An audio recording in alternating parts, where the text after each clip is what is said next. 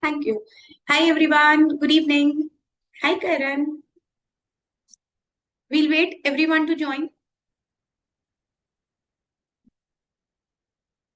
Hi, everyone. I know you people are there.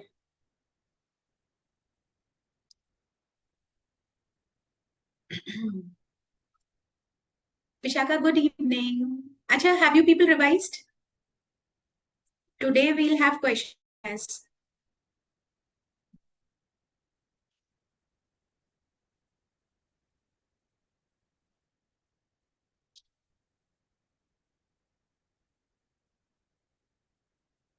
Nisha, good evening.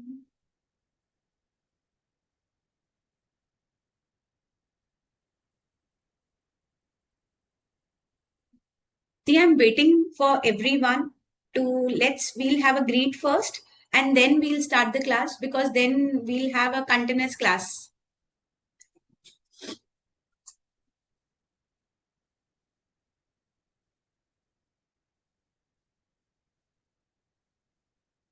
So how's weather there? Like in our city, Jaipur, it's very good weather today. No doubt, even if the power cut goes now. So if the class hang up, don't worry, I'll rejoin it.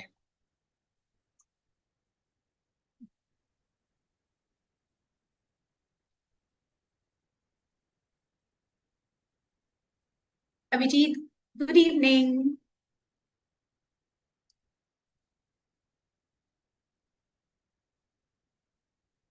I'm waiting for everyone.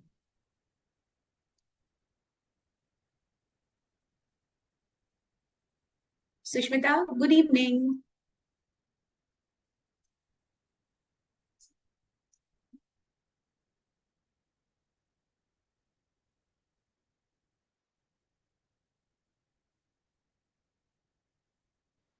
How many of us like tax? Question beside the course. How many of us like tax? Like, yes, tax means something which motivates. Like, I love tax.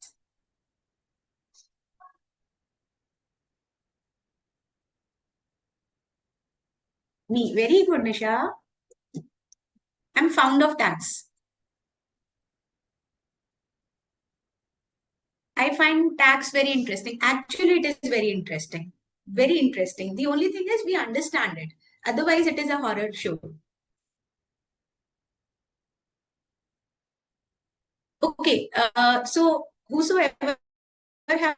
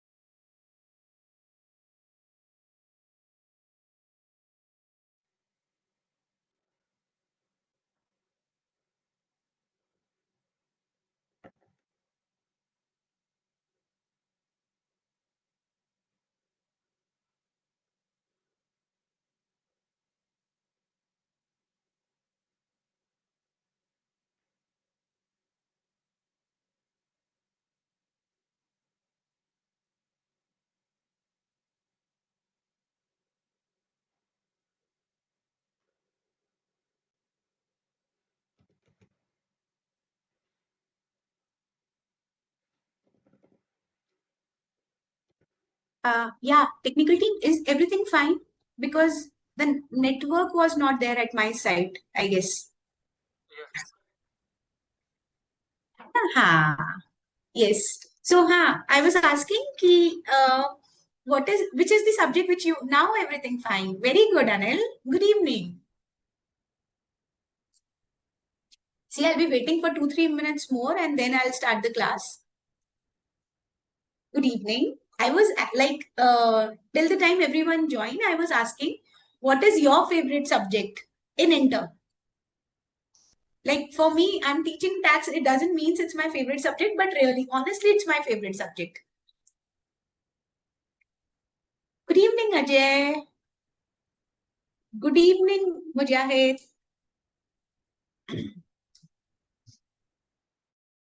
Acha, have you people, accounts and FM is interesting. Very true. Accounts and FM is good. Accounts is good.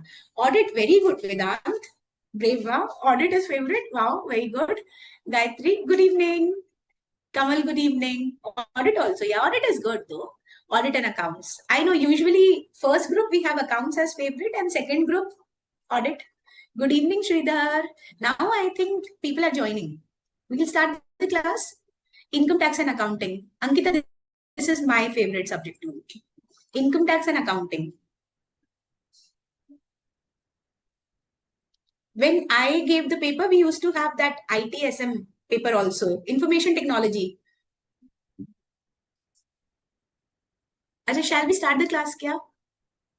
Tax, interesting but confusing. Actually, it is full of provision and a never-ending list of provision. That's true. Income tax, Nisha, very good. Income tax is the most. It is something which don't let you sleep.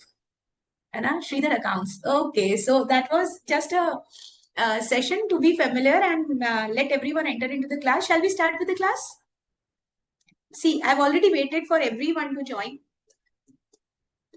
Shall we? Okay.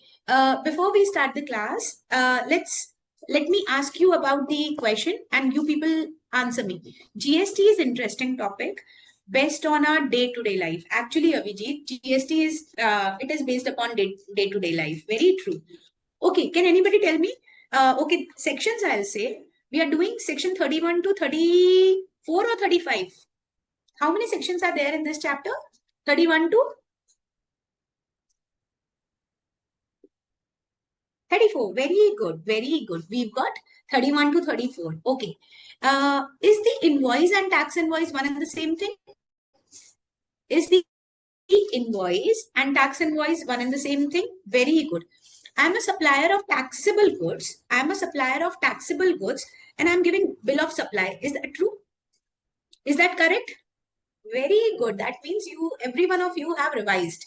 Okay, so we'll start once we end our class because I think we'll be ending our class before half an hour. That is what my content is all about. We'll cover it, and after that we'll have questionnaires regarding all the chapters which we have done.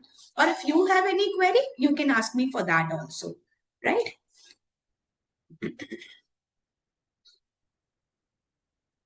Have you done e-invoicing? Have you done e-invoicing? Did you read it? Did you people read e-invoice? Yes. Chalo, we'll start. We'll start the e-invoicing rule. Okay. Recall it and then we'll start. See, e-invoicing is nothing. Don't say that e-invoice means making the invoice online. No, it is not through the GST portal. Rather, the thing is, we'll make the invoice using our own software. And once our invoice is being processed, it's complete, we'll have some particular mandatory fields which we'll choose and we'll upload it on Dash. Can anybody tell me where will we upload those particular field? Very good. Invoice registration portal. We'll upload them on IRP. Very good. How many IRPs have been given by GST department to us? Very good, Avijit. 10 IRPs have been given to us by department. My next question is, once I upload the invoice on IRP portal, that invoice has been authenticated by the department and comes with how many things are there in that invoice which has been come to me? Okay, one, we have QR code. Very good. Anything else? Very good. Very good. We have QR code. There are two more things. Very good. We have IRN number and very good. We have IRN number and digital signatures from the department right now. Very good. Everyone understood this? Shall I ask the other question? Everyone, till the time you won't communicate with me, I won't take up my pace. Hana? Okay. Now the next thing is perfect. Now the thing is, when the e-invoicing requirement comes, it says if the turnover of the vendor from previous year 17-18 have any time exceeded dash. How much? 5 CR. Very good. Have exceeded 5 CR. He is under an obligation to prepare a e-invoice. But for every transaction or for specified transaction?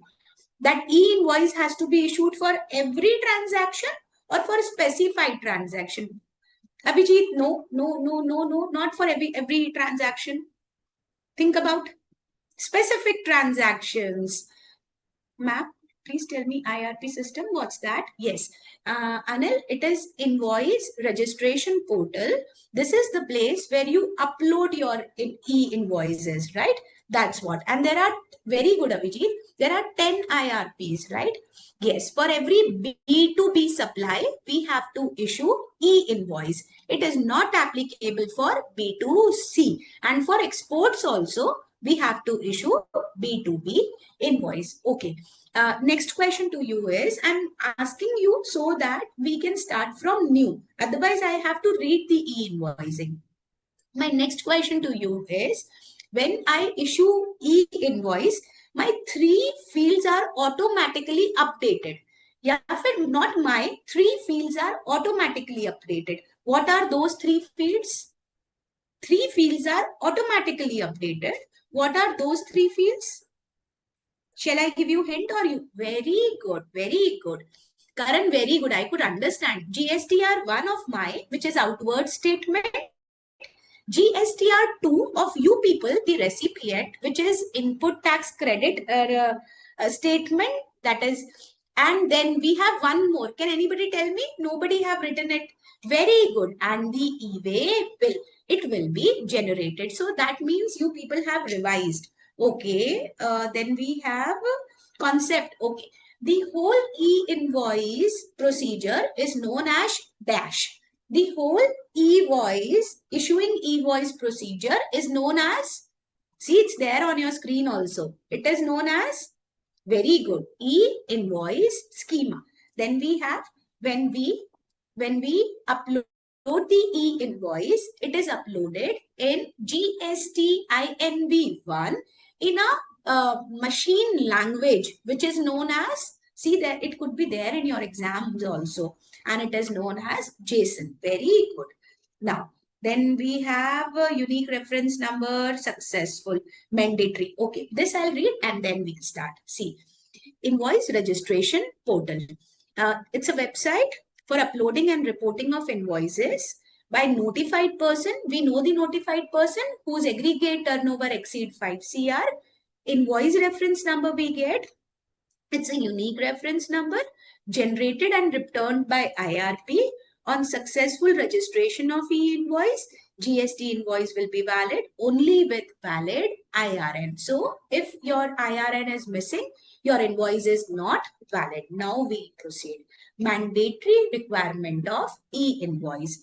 Taxpayer with aggregate turnover of more than 5 crore in any financial year since 17-18 must issue e-invoices.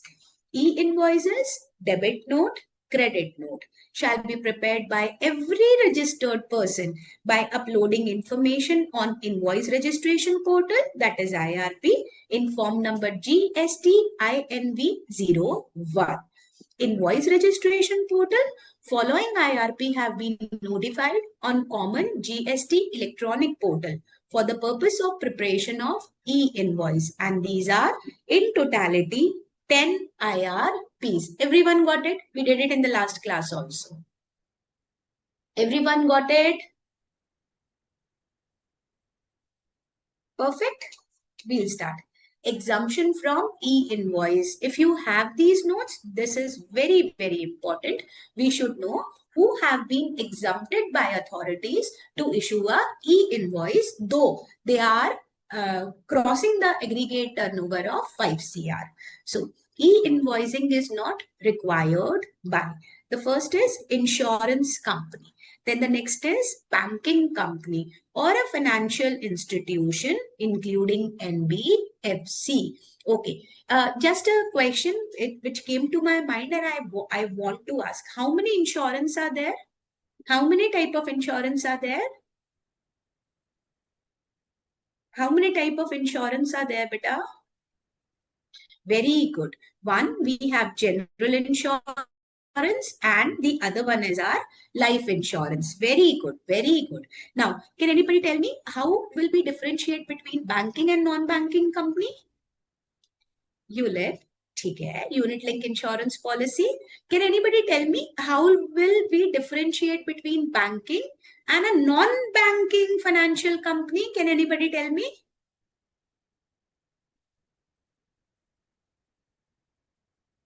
Banking company follow RBI regulation. Who accept deposit, they are banking company. Okay. NBFC is not allowed. RBI guideline. Do not provide deposit services. Okay.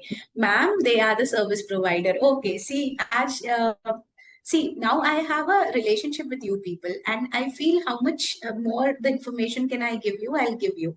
I'll tell you a very base difference, and you will have a perfect knowledge about it. ठीक है, transactions are different. Okay, but I'll tell you, if you're a banking company, you can do CASA. CASA function means current account and saving account. In a banking company, you have a facility of CASA, whereas in a non-banking company, you can accept deposit, you can lend money, but you cannot have CASA function. This is the main difference between non-banking and banking. Okay, now very good, very good. Karan have given me example also, but I'll ask you people answer. Muthoot Finance is an example of Muthoot Finance is an example of very good. Whereas Indian Overseas Bank, IOB, very good. Now do you people understood for the points how to understand between a banking and a non-banking? You understood? Okay, perfect. And both of them come under financial institution. Financial institution is a main body which says any institution which have a work of giving and getting the money, right? Now, GTA, Goods Transport Agency, then passenger transportation, admission to exhibition of cinematography, film and multiplex screens, then a government department, a local authority, and a special economic zone. Very important. E-invoice is applicable on SaaS developer. That means SaaS developer are not exempted from issuing e-invoice. We'll revise. There are more of, but we'll revise. E-invoice has to be issued by every supplier whose aggregate turnover since 1718 have ever exceeded 5 CR. But the compliance of e-invoice have been made exempted on certain people, and those certain people are, now we know, insurance, banking, non-banking, financial.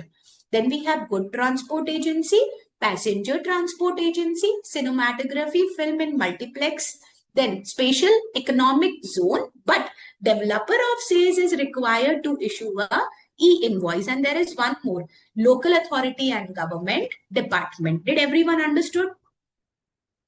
Did everyone understood? Perfect. Done. We will go ahead. Exemption from generation of e-invoice is for the entity as a whole and is not restricted by the nature of supply being made by the said entity. I'll explain what does it means. Mr.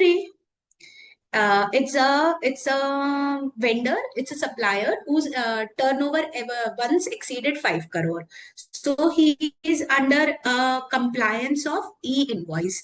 He is issuing exempted goods also, and he is issuing the taxable goods also. So he is of opinion that he has to issue invoice only in respect of taxable good. So his opinion is wrong. If you are under a duty of e-invoice, you have to issue e-invoice irrespective of the nature of the supply. I'll read it again and then tell me. Exemption from generation of e-invoice is for the entity as a whole, and it is not restricted by the nature of supply being made by the said entity. And on the same note, if you are exempted, then you are exempted entirely as an entity. Not that for exempted you are exempted and for taxable you have to issue. Did you people got my points? What do the point says? Ma'am, can you explain the point says with example? Perfect. I'll give you example. See, I'll talk about Rajasthan and I don't know other places. Since I'm here, I can tell you about. Like where I live, we have a says 4 or 5 kilometer away, which is known as Mahindra says. We so from my place, near about 5 6 kilometer away, we have Mahindra says. That means my area is also in Rajasthan. See, I'll do it with example. My area is also in Rajasthan, whereas this Mahindra says is also in Rajasthan. Usually, special economic zones are operated in each state to give promotion to exports. Usually, but they also sell in domestic tariff area. The rest of Rajasthan is known as domestic tariff area. Now the point is, if I am in sales, I am not required to issue e-invoice. If I am in sales, I am not required to issue e-invoice. See, I am a unit in sales. On the contrary, if you could not see, I'll just zoom it up. Now again, there might be some person who developed sales.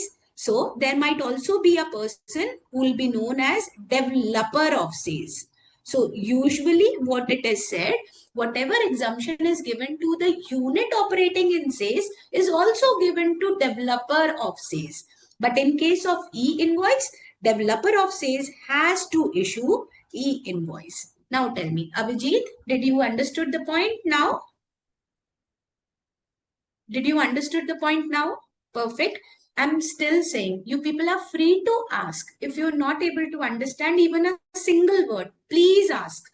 Very good. Sridhar have given me, ma'am, in Nagpur, Mihan and Mahada, two says. Like in my area also there are multiple says. I know Mahindra says because it is nearby my place. Can you explain note part with example?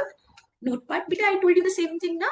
See, I am Mr. A. I'll explain. I'm Mr. A. I'm a registered supplier, and any of the financial year, my aggregate turnover exceeded 5 crore. That means I am under a compliance to issue a e-invoice as per the information given to us now. I'm supplying taxable supply also, and I'm supplying the exempted supply also. So I have an opinion that I'll issue e-invoice only in case of taxable supply. That is not a case. If e-invoice is applicable, it will be applicable to me as a unit hold, right? Sushmita, now you understood? It is not about the nature of supply. Rather, it is as an entity hold, right? Perfect. Now we'll extend further. Issuing e-invoice is not voluntary. Very, very, very important. Registered person can issue e-invoice only when the threshold limit of aggregate turnover exceed the limit prescribed. Okay. We'll go to the registration portion and then we'll figure out what it is saying. I'll ask you people, you people answer. I'll feel very happy because I only took those chapters with you. Acha, tell me, is there any criteria to get yourself voluntary registered under GST? Is there any option available to a vendor to get yourself voluntary registered irrespective of the turnover? Vedant, it is wrong. You say no, and I could not. K, matlab, ठीक है. Now let me answer you. No, yes, beta, you have an option of voluntary registration under section 25 subsection 3. Yes, you have. Irrespective of the turnover, one can get themselves registered to have the claim of ITC and to give ITC to its customer. So we have an option of voluntary registration under registration chapter, but here this option is not available. If I want, irrespective of turnover, I am very high tech. I love these technology and I want to issue e-invoice. No, that is not possible. It is not a voluntary compliance. Rather, this compliance will only be applicable when I fall in the ambit of the turnover criteria. Everyone got it? It's not a voluntary compliance. Perfect. Okay. Next. Importer of goods or services, E-invoicing is not applicable. If you are an importer of goods and services, then e-invoicing is not applicable. Okay, input service distributor is not required to issue e-invoice. Who will explain me about ISD? I told you in the last class in registration. What is the registration criteria for ISD? Anyone? What is the registration criteria about the ISD?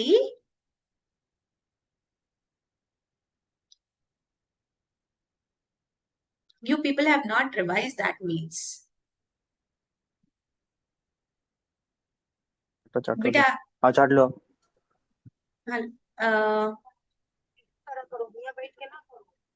मच्छर लग रहा है अंदर हमें भी. I could hear some voices. Yes, Anil, very good. In case of ISD, we have compulsory registration. Don't you people remember? We just did it in the last class itself. Before invoice, we had registration only. For ISD, registration is compulsory under section 24. Then, what is ISD? I'll give you. Anyone remember what is ISD? It's not, Anil, it's not about RCM. There's a difference. One exempted budget.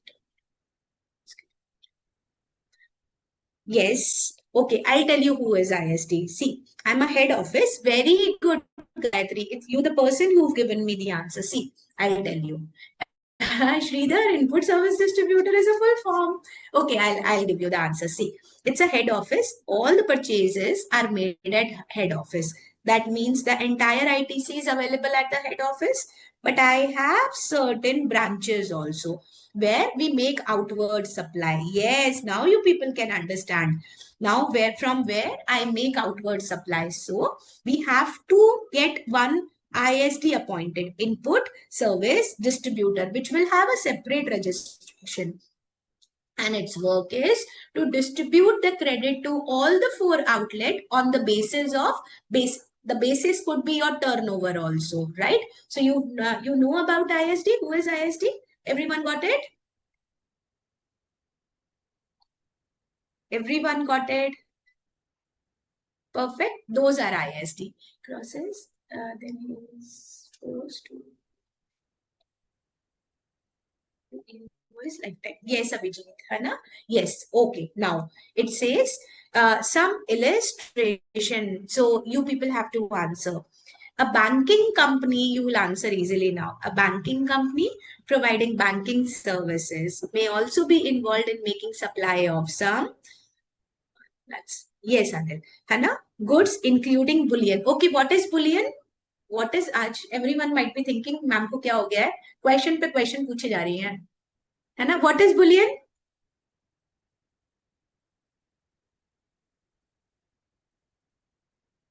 You done it in capital asset also.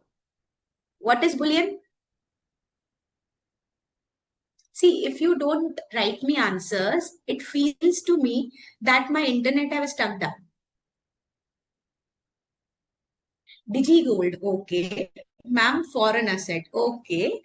See, usually foreign stock exchange, ठीक है. Usually, okay, bhai, there are so many coins. Yes, Isha, now it is perfect. A gold which is not in the form of jewelry. Any precious metal which is not in the form of jewelry is known as bullion, right? So, okay. So, I'm a bank and I'm selling some, I'm giving you financial services and I'm selling bullions also. The said banking company is exempted from mandatory issuance of e-invoice for all the supply of goods and service. Thus, will not be required to issue e-invoice for any supply made by it. Now, you people tell me, you'll understand the topic. Is bank being exempted from issuing e-invoice? True or false? I'm saying bank has been exempted by the department. True. Now, the thing is, bank is providing 2 services. One, the banking services, and the other one is in sale and purchase of bullion. So, can we say that for banking service, e-invoice is not necessary, but for sale and purchase of bullion, e-invoice is necessary? Is that the case? No, because it is for the entity as a whole. So, here, the e-invoice criteria is not required. Perfect, perfect. Okay, this is a good example. I'm not reading it. First of all, you tell me what is the answer and then I'll read it. See, this is Rajasthan. and we'll make it blue color, we'll make it sales, right? So now we'll go back to the point. I have a unit in domestic tariff area and I also have a unit in sales. Can anybody tell me how many registration do I require? Can anybody tell me how many registration? Very good, very good, very good. We need 2 registration. Now see, the registration which is in sales, very good, everyone correct. The unit which is in sales is not under the criteria of e-invoicing. We just read above, right? Whereas the unit in DTA is under a criteria of e-invoicing. What do you say? True or false? You tell me. See, I'm saying the unit in sales is not under a criteria of e-invoicing, whereas a unit in DTA is under a criteria of e-invoicing. True, beta. Kashish, it is true because they are 2 different registered entities. True. Now you read it. This is the same example. See, Maharaja Private Limited has a sales unit. See, here it is the sales unit. And a regular DTA unit. Here my regular DTA unit. Both having the same PAN. That means we are distinct person. The aggregate total turnover of Maharaja Private Limited is more than 5 crore, considering both the GST and, however, turnover of DTA unit is 2 crore in the preceding financial year. In this scenario, sales unit is exempted. This is the answer. Abhijit, it's only says, I'll say, see, the aggregate turnover of both the unit exceed 5 crore. That means we are under an ambit of e-invoicing. But the point is, sales have been made exempted to issue invoice. So sales will not be issuing e-invoice. But the DTA unit has to issue e-invoice because their aggregate turnover exceeded 5 crore. Did everyone got it? Everyone got it? Yes, actually, whenever this question has been there in the paper or have been asked in the exam, students have different opinion on it. Some people say DTA turnover is not more than 5 crore, they are not required. But the answer is, we see aggregate turnover. And in aggregate turnover, all the distinct person turnover have been included. Yes. If less than 5 crore, then yes, yes. DTA, take an invoice as the aggregate. Perfect, Anil, perfect. Now, next illustration, you people answer. Fashion Queen Limited are registered under GST, dealing with baby product, have aggregate turnover of 5.1 crore in the preceding financial year.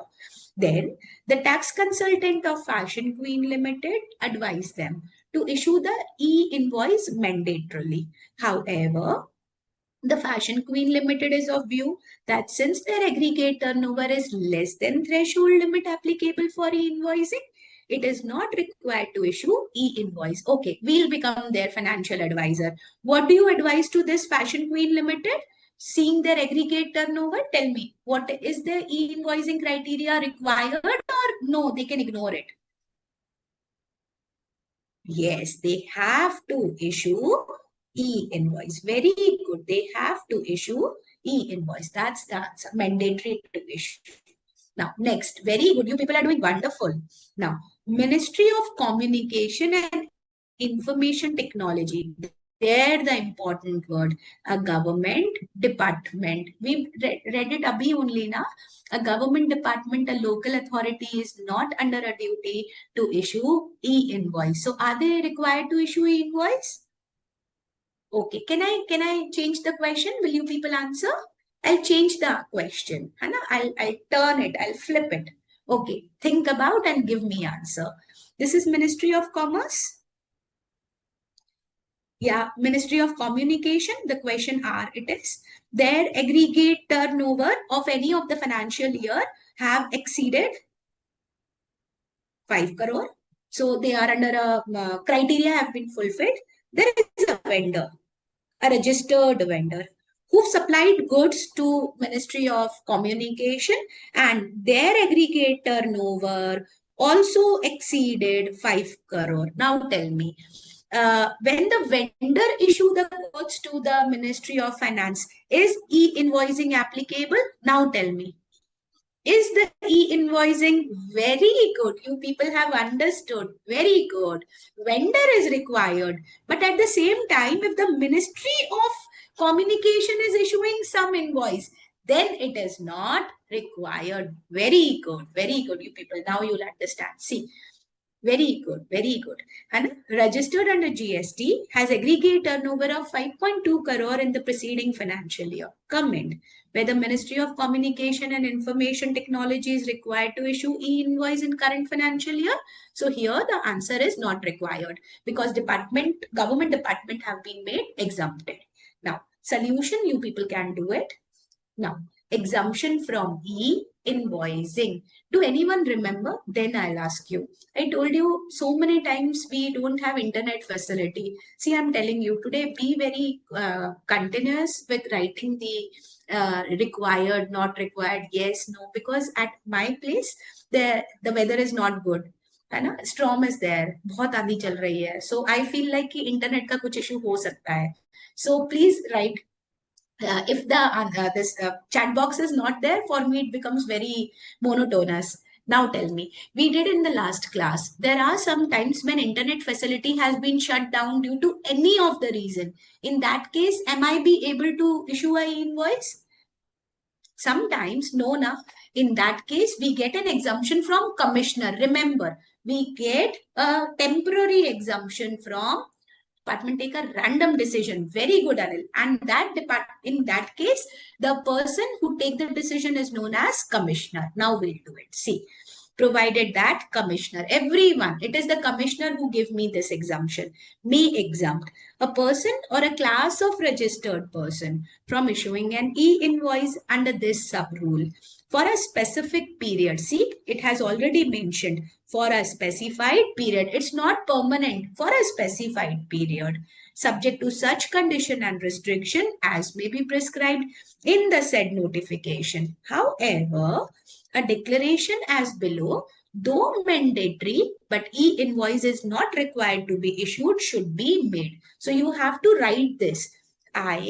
We hereby declare that though the aggregate turnover in preceding financial year from 17-18 onward is more than aggregate turnover of rule this, we are not required to prepare e-invoice. So in that case, you have to give a declaration. Example can be a breakdown of internet connectivity in the area when commissioner can grant exemption. Did everyone got? Have you people understood? Perfect. Now, requirement of e-invoicing. Okay.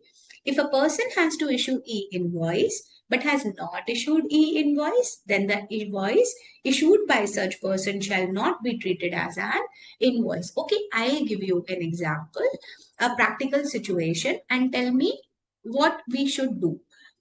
I had a client who is whose GST procedures are with me, right? And while we were taking his credit statements, we were seeing ki whatever credit he's taken are correct or not. So there was some credit were coming to me. There were, when he gave me their data, his data, there was some credit which was there in the form GSTR 2A, right? And then I called the client that I want the bill relating to the credit is missing. Everyone did ITC now. You people might be knowing section 16. The commissioner. Yes, yes, Abhijit. Okay, let me. I'll ask you as become a chartered accountant and give me the reply what we need to do. So we know that the invoice should be there with us in order to claim the ITC. I asked the auditee that where are the invoice, because I could not find the invoice of whose ITC have been claimed. So he gave me a physical invoice, and e-invoice was mandatory and there was no IRN on it. Now tell me, is that physical invoice is a valid invoice in order to claim the ITC? Yes, it's not a valid one, because if the vendor who's giving you invoice is under a liability to issue an invoice, then a normal invoice cannot be taken an invoice in order to claim ITC. Then he has to provide me a e-invoice where IRN number and a QR code have been embedded. Everyone got it? Right. This is something very common. You find it during your Articleship, you will do it now. The provision of 3 copies in case of supply of good and 2 copies in case of supply of good shall not apply to e-invoice. E-invoice, you get it in soft copies. So you need not to issue 3 in case of goods and 2 in case of service. Now, advantage of e-invoice. Usually it is a simple one, but we'll do it. Auto reporting of invoice into GST return, then auto generation of e-way bill wherever required. Then under e-invoicing, business has to report B2B invoice data only once the invoice form, and the same is reported in multiple forms. So this is the common thing one can have. Once you upload your invoice data on IRN, it hit 3 places. GSTR of mine, GSTR2 of yours, and e-way bill if it is required to be issued. So next point, e-way bill can be auto-generated using see, it is a continued portion only. GSTR1 can also be auto-populated with e-invoice data. It can become part of business process of the taxpayer. Consequently, there will be a substantial reduction of transcription error as same data will get reported to tax. Okay.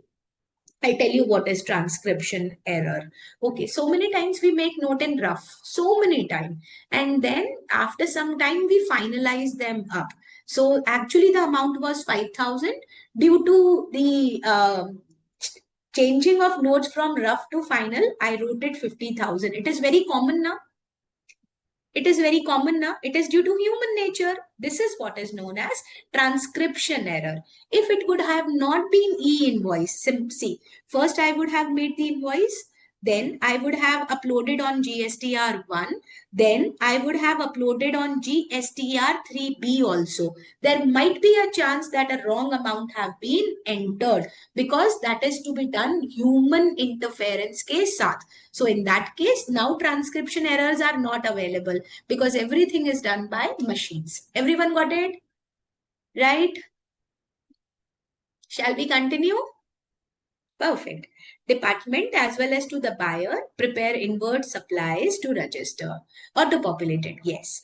On receipt of information through GST system, buyer can do reconciliation with the purchase order. But of course, when it is auto-populated, you people, that is you people are the buyer.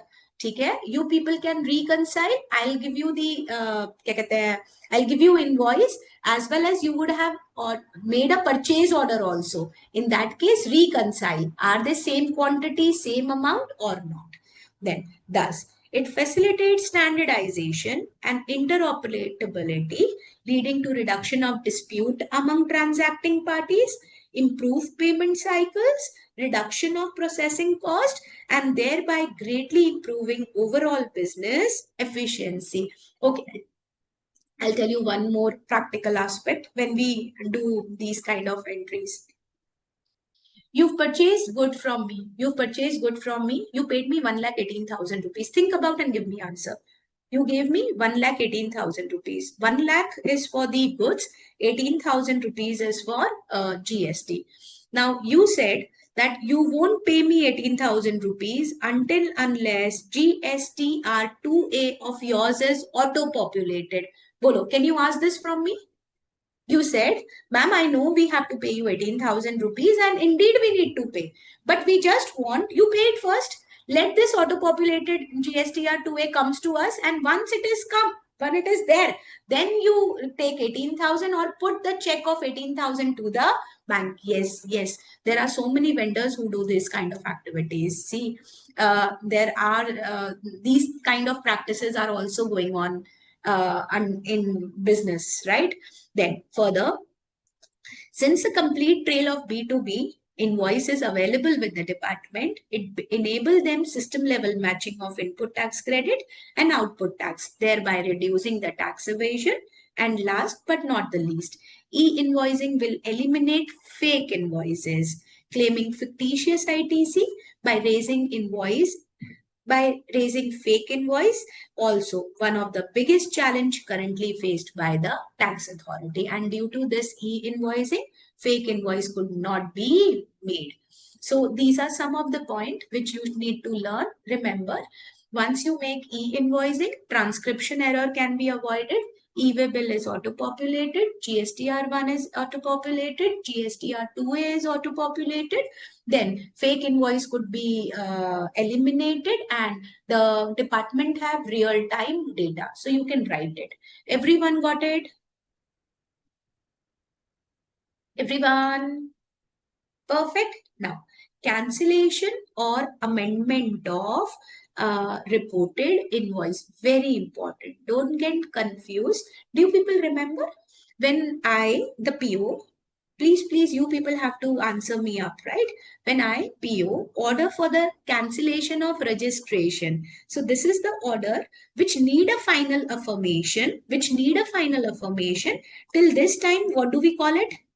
This period is known as, tell me, we did it in the last chapter. Very good. We call it suspension. This is the same thing. See, that means suspension and cancellation are not the same word. They are entirely different. And the same example is here. But a cancellation and amendment of a e-invoice are different. Now, let's take an example. I made an IRN and then and I'm dealing with Karan. So there is a QR code which came to Karan for the payment. When he made the payment, payment could not be made. Due to some technical glitch, the payment could not be made. And without payment, I have refused to sell thing. That means this IRN has to be cancelled. True or false? This means this IRN, since the transaction did not fructified, we need to cancel this IRN. True now? Read. This is what is known as cancellation, and cancellation should be made within 24 hours of making IRN. Everyone understood the first point? Everyone understood? Shall I read it? Perfect. See, a seller can cancel IRN of an e-invoice by reporting it on IRP within the specified time. Who will tell me what is the specified time? Exactly, 24 hours. Now, so we've done the topic of cancellation. Now we'll do amendment. Okay, first of all, you answer. Beta, perfect, Kashish. First of all, you answer and then I'll tell you.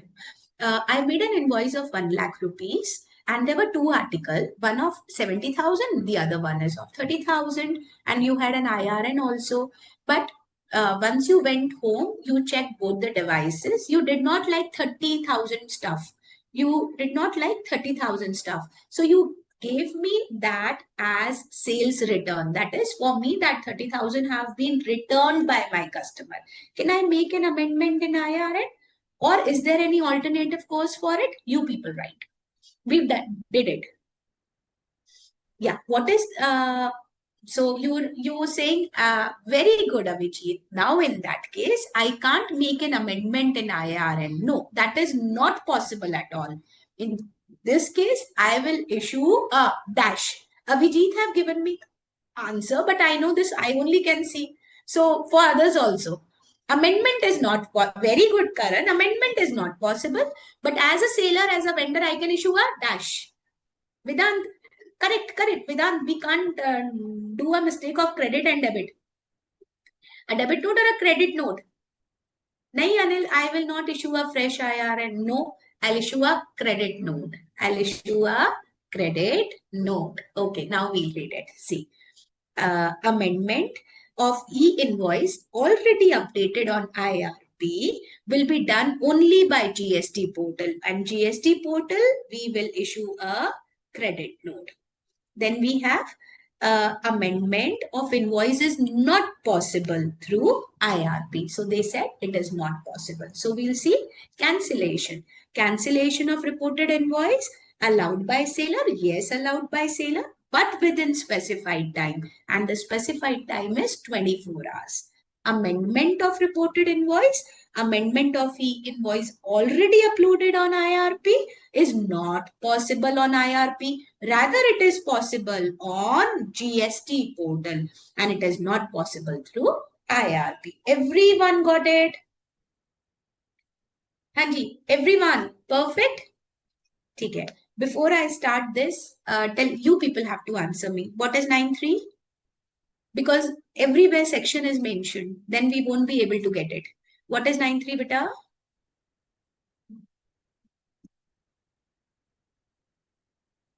Shall I write them up for you? Very good. This is RCM, the general transaction. Very good, Vishakha. 9.4. Very good. 9.4. 9.4 builder 1. You people remember last class I also did that with you. Builder 1, right? And 9.5. And 9.5, very good. E-commerce operator, those 4 specified services, urban clap, है ना? Very good. Sanjay then. Abhijit, if 24, it is allowed. It is allowed. है ना? It is 24 hours. It is 24 hours. Okay. Now we'll see what is the criteria of e-invoicing in case of RCM. We'll do this now. RCM under section 9.3, we are talking about 9.3. If invoice is issued by notified person for which he is liable to GST on RCM, then e-invoicing is applicable.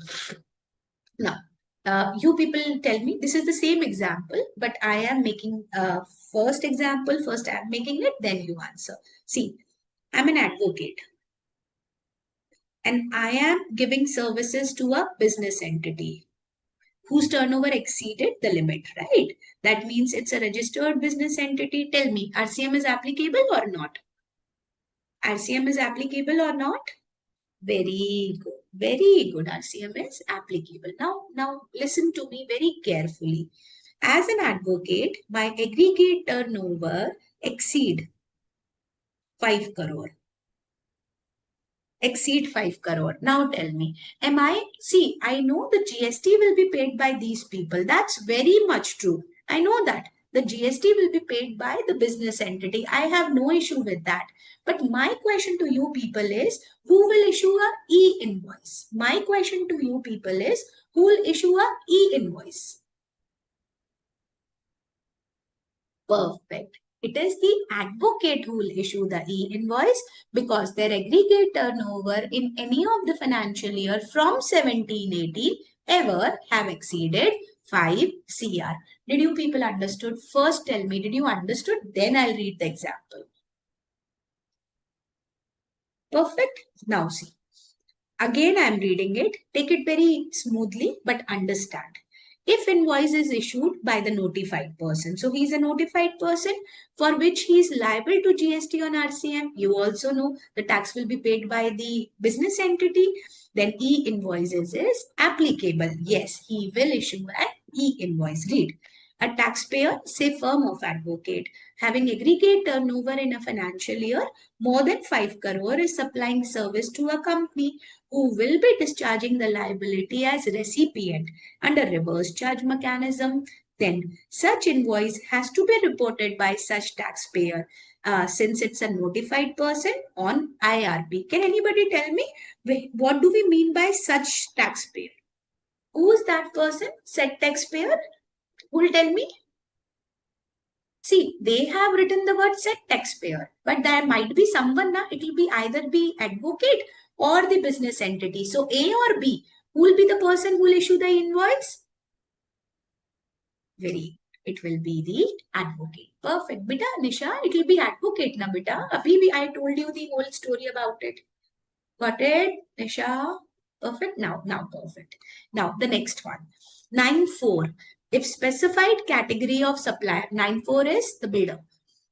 If specified category of supplies are received by notified person from unregistered person for which RCM under section 9.4 is applicable, e-invoicing is not applicable. So in case of builder 1, the e-invoicing is not applicable. Everyone got it?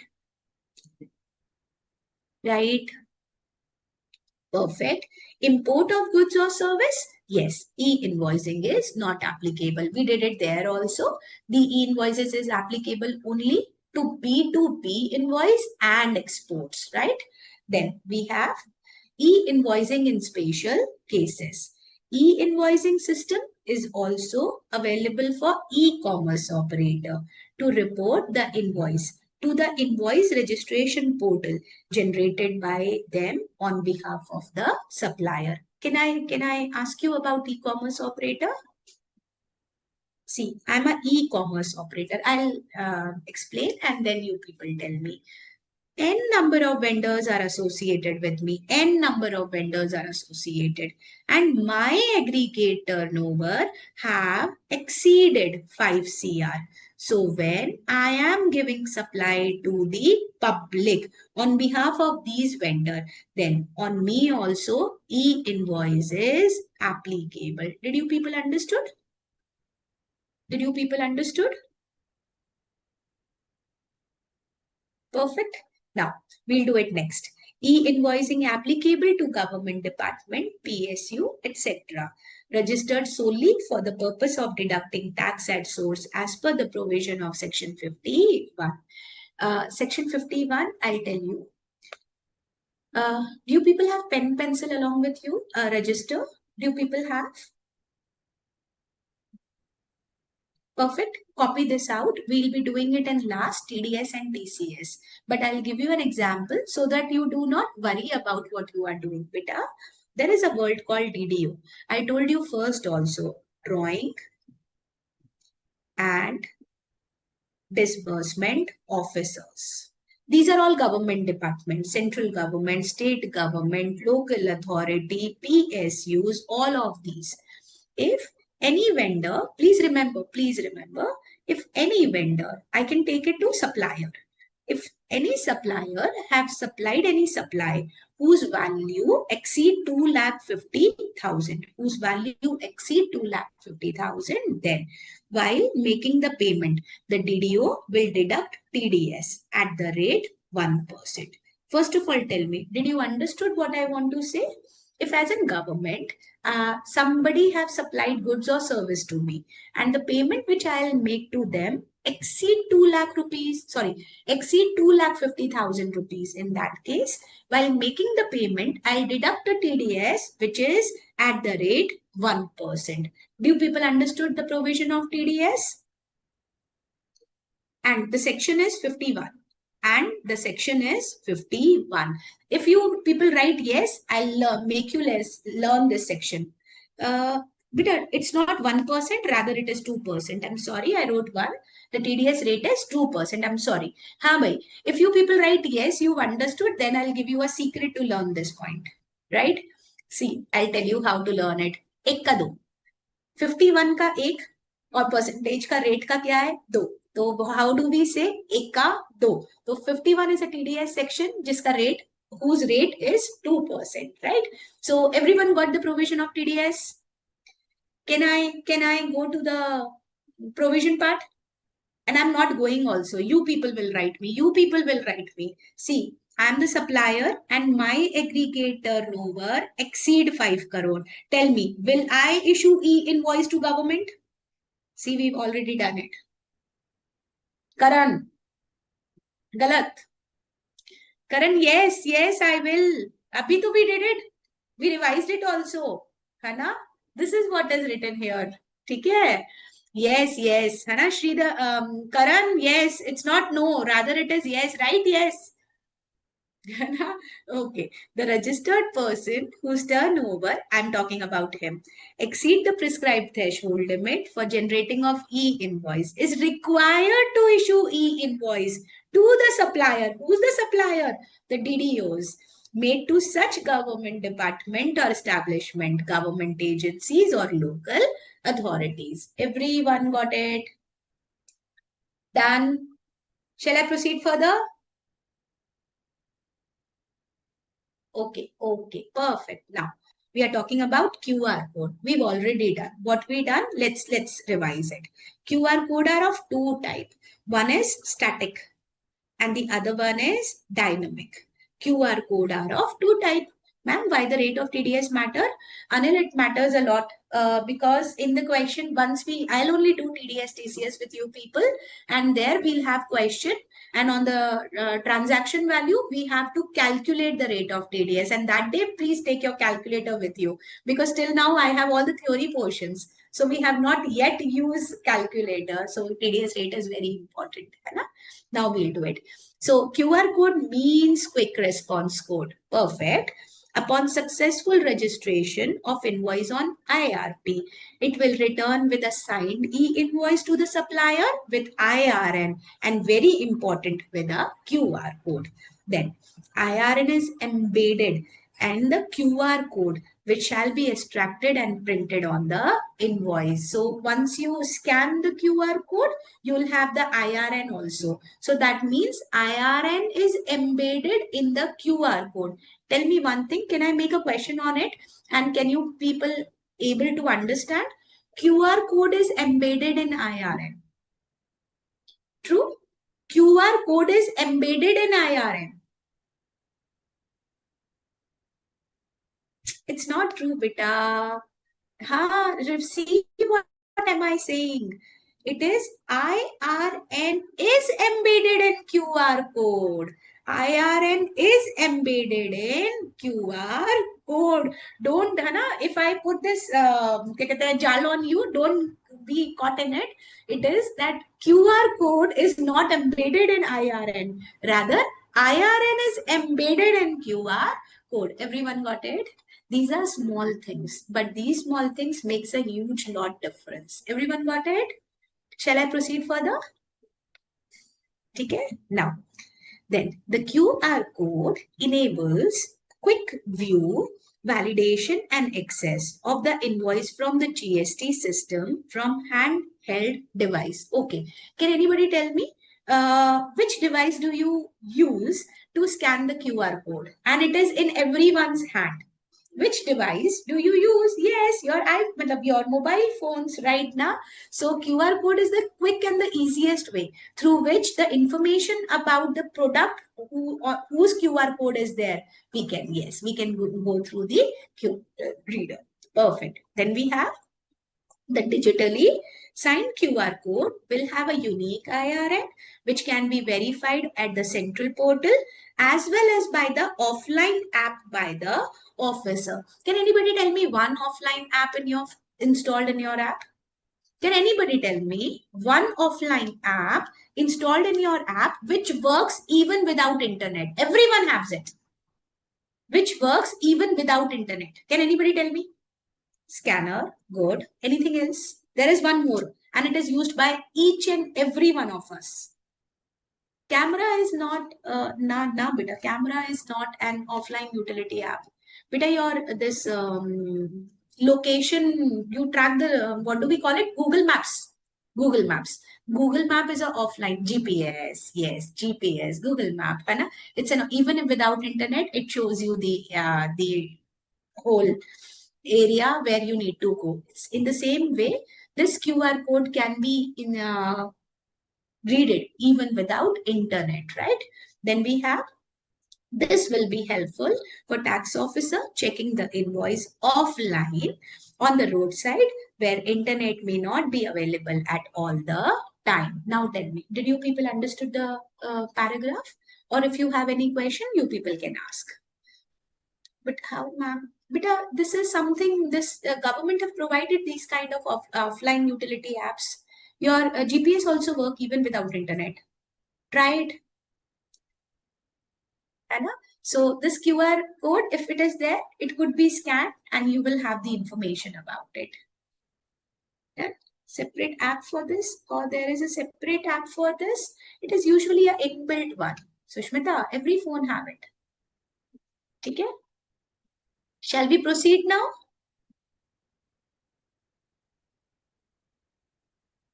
Okay. Now the point is e-invoicing and dynamic QR code for B2C transactions. Okay, first of all, we'll do a dynamic QR code. What is dynamic QR code?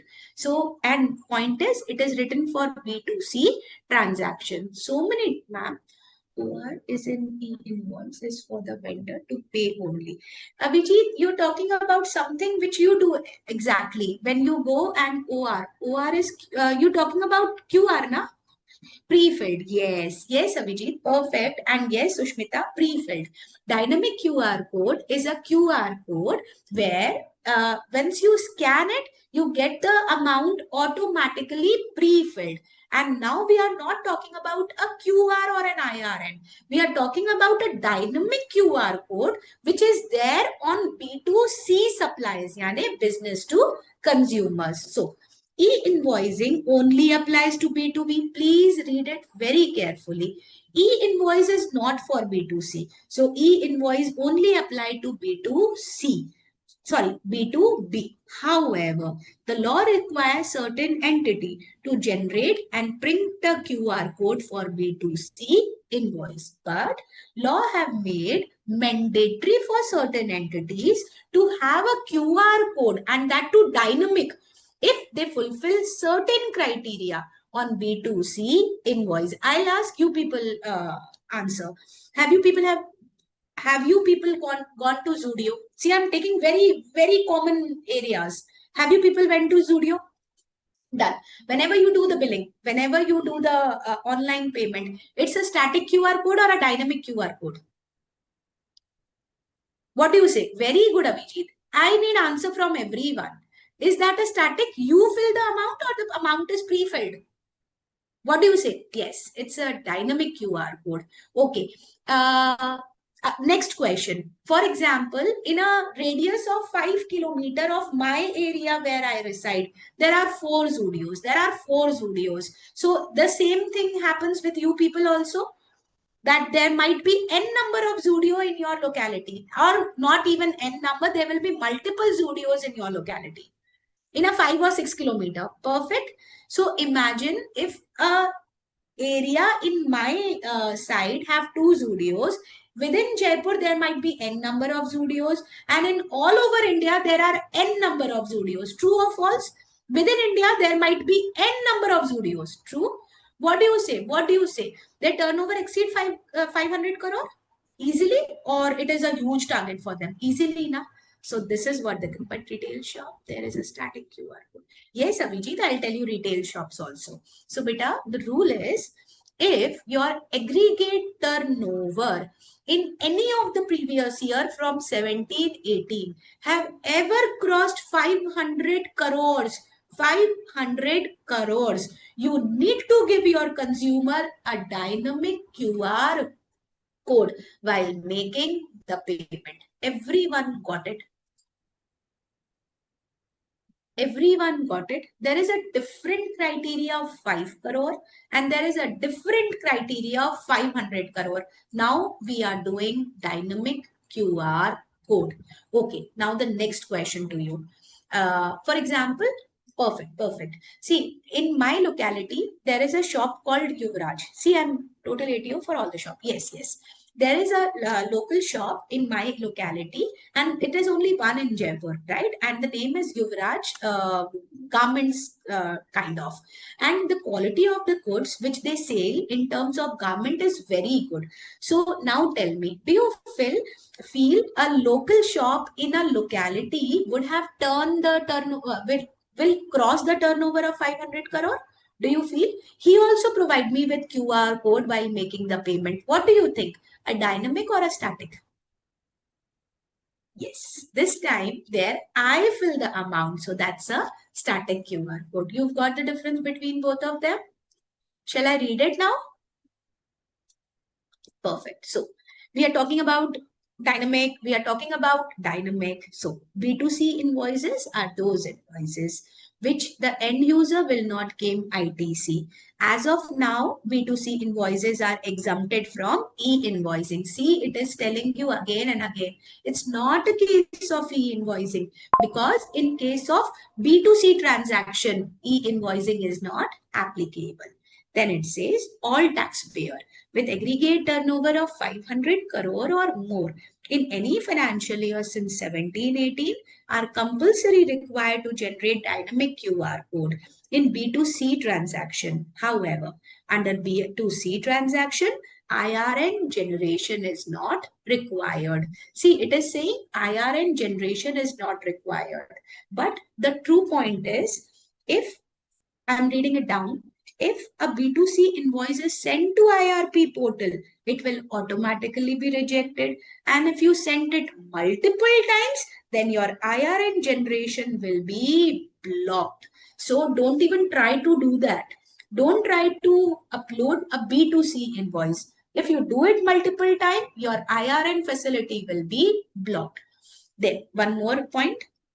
The purpose of this provision is to enable and encourage digital payment, where buyer can scan the dynamic QR code and make the payment from their mobile wallet directly. No, Anil, here it is not e-invoice. Please remember, it's not an e-invoice. It's a simple invoice, right? It's not an e-invoice. But since in any of the financial year, my aggregate turnover have crossed 500 crore. So I have to provide my customer with dynamic QR code. For that, why so? It will facilitate the digital payment. He'll scan that QR code, which will be pre-filled with the amount, and he'll make me the payment. Now, everyone, did you people got dynamic QR code?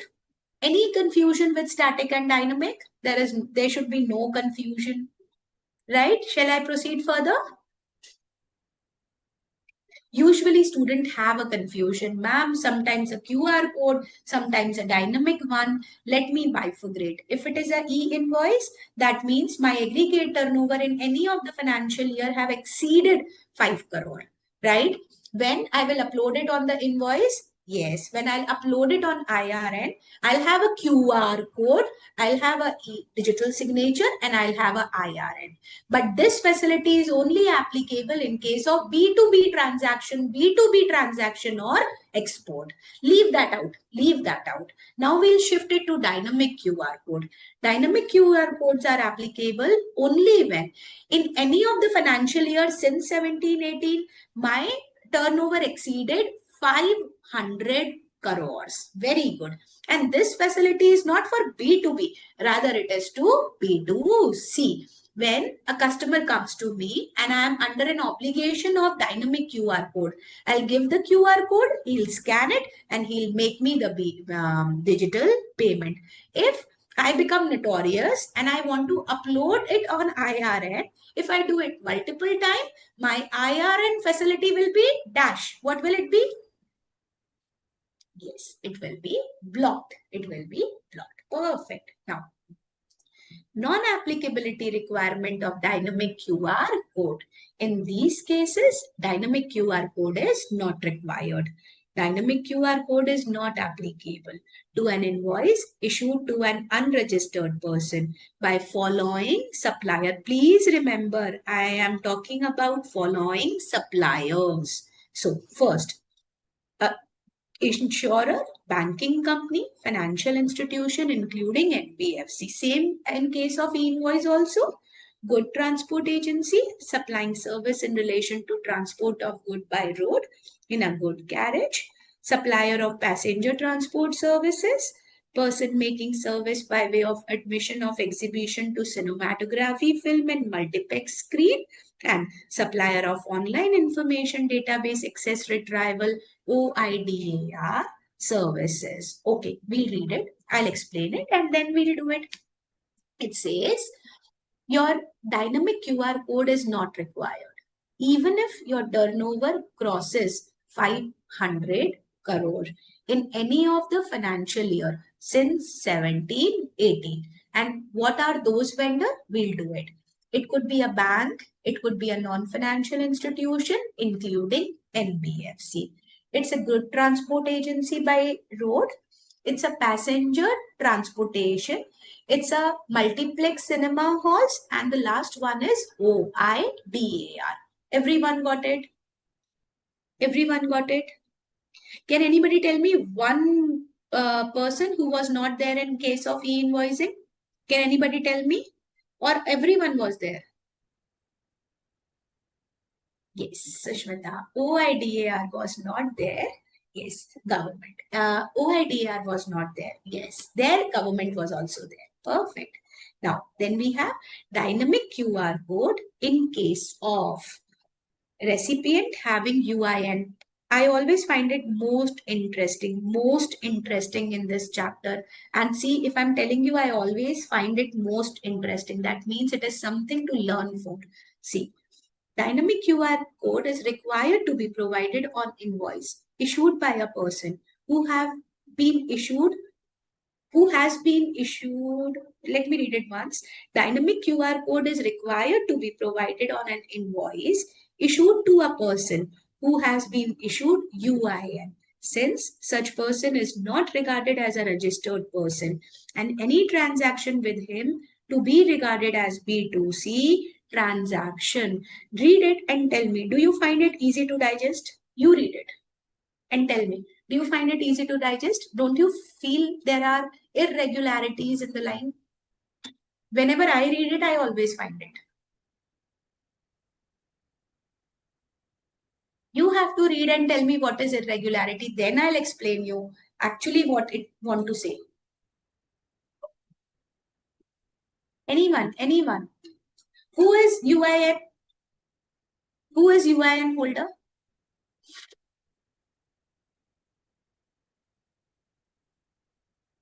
Okay.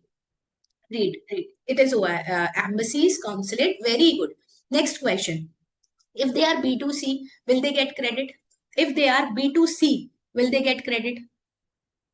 And it is saying that to be regarded as B2C. Think about it. Seems like it's a technical defect. Don't you feel like? It is saying it is B2C, Hannah, but it is correct. It is correct. It is correct. There is no harm. There is no default in terms of dynamic QR code. Now let me explain you what do actually it means. Beta, if I talk about UIN, please listen everyone. If I talk about UIN, he get himself registered under GSTN. Before giving him UIN number, you get a approval from Ministry of, who will write it?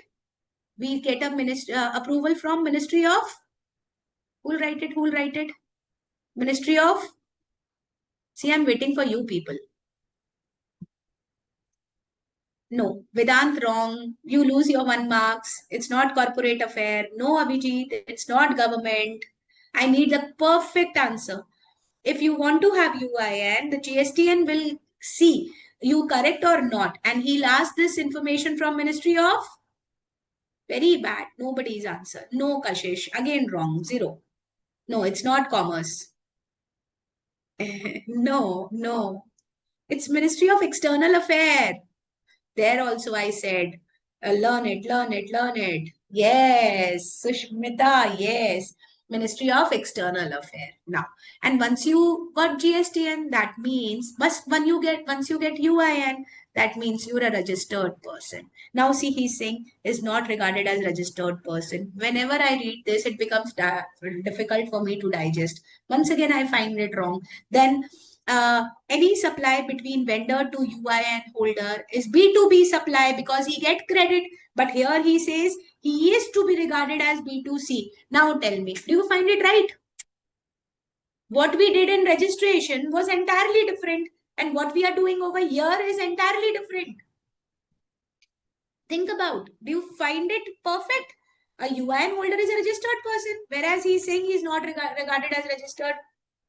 And supply with UIN is B2B. That's why he claimed credit. But he is saying he's not regarded as B2B. He is to be regarded as B2C. But please remember everyone, it is only for dynamic QR code purposes. Everyone, please remember, this is a perfect line. There is no mistake in it. For QR code, we'll take him not registered and we'll take him as B2C. Everyone got it? Perfect. See, I told you, you will get you will get confused. Don't get confused here. Now, no dynamic QR code in case of export. As regard the supply made for exports, okay, those such supplies are made by registered person to an unregistered person. However, Since e-invoicing is required to be issued in respect of such supply for export, treating as B2B supply, dynamic QR requirement will not be applicable. This is very simple. Since e-invoice have been already issued, dynamic QR code is not required. So it is very easy to digest, but there it is a bit difficult one. Everyone got it? Everyone. Perfect. Done. Okay, can I ask you? I'm a banking company. Am I obliged to issue an invoice? Perfect. Okay, so I have been exempted from issuing a e-invoice, but now my advisor is saying कि in issue a QR dynamic QR code. Am I required to do so? Though I am fulfilling all the aggregate turnover criteria, no, I'm not even required to issue a dynamic QR code. Perfect, perfect. Now, supplier permitted to issue any document other than tax invoice. This is an interesting one. I'll ask you, you people answer. I book a air ticket. So is that an invoice or it is known as air ticket?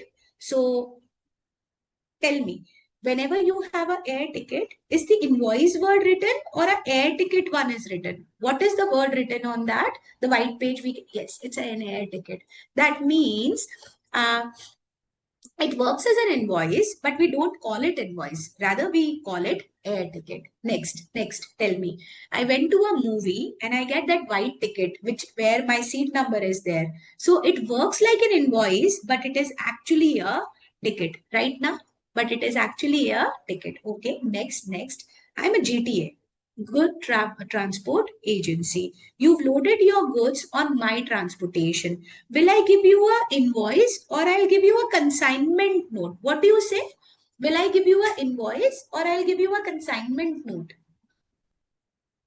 CN or I? Yes, I'll give you a consignment. It works like an invoice, but the name is consignment note. Okay, next.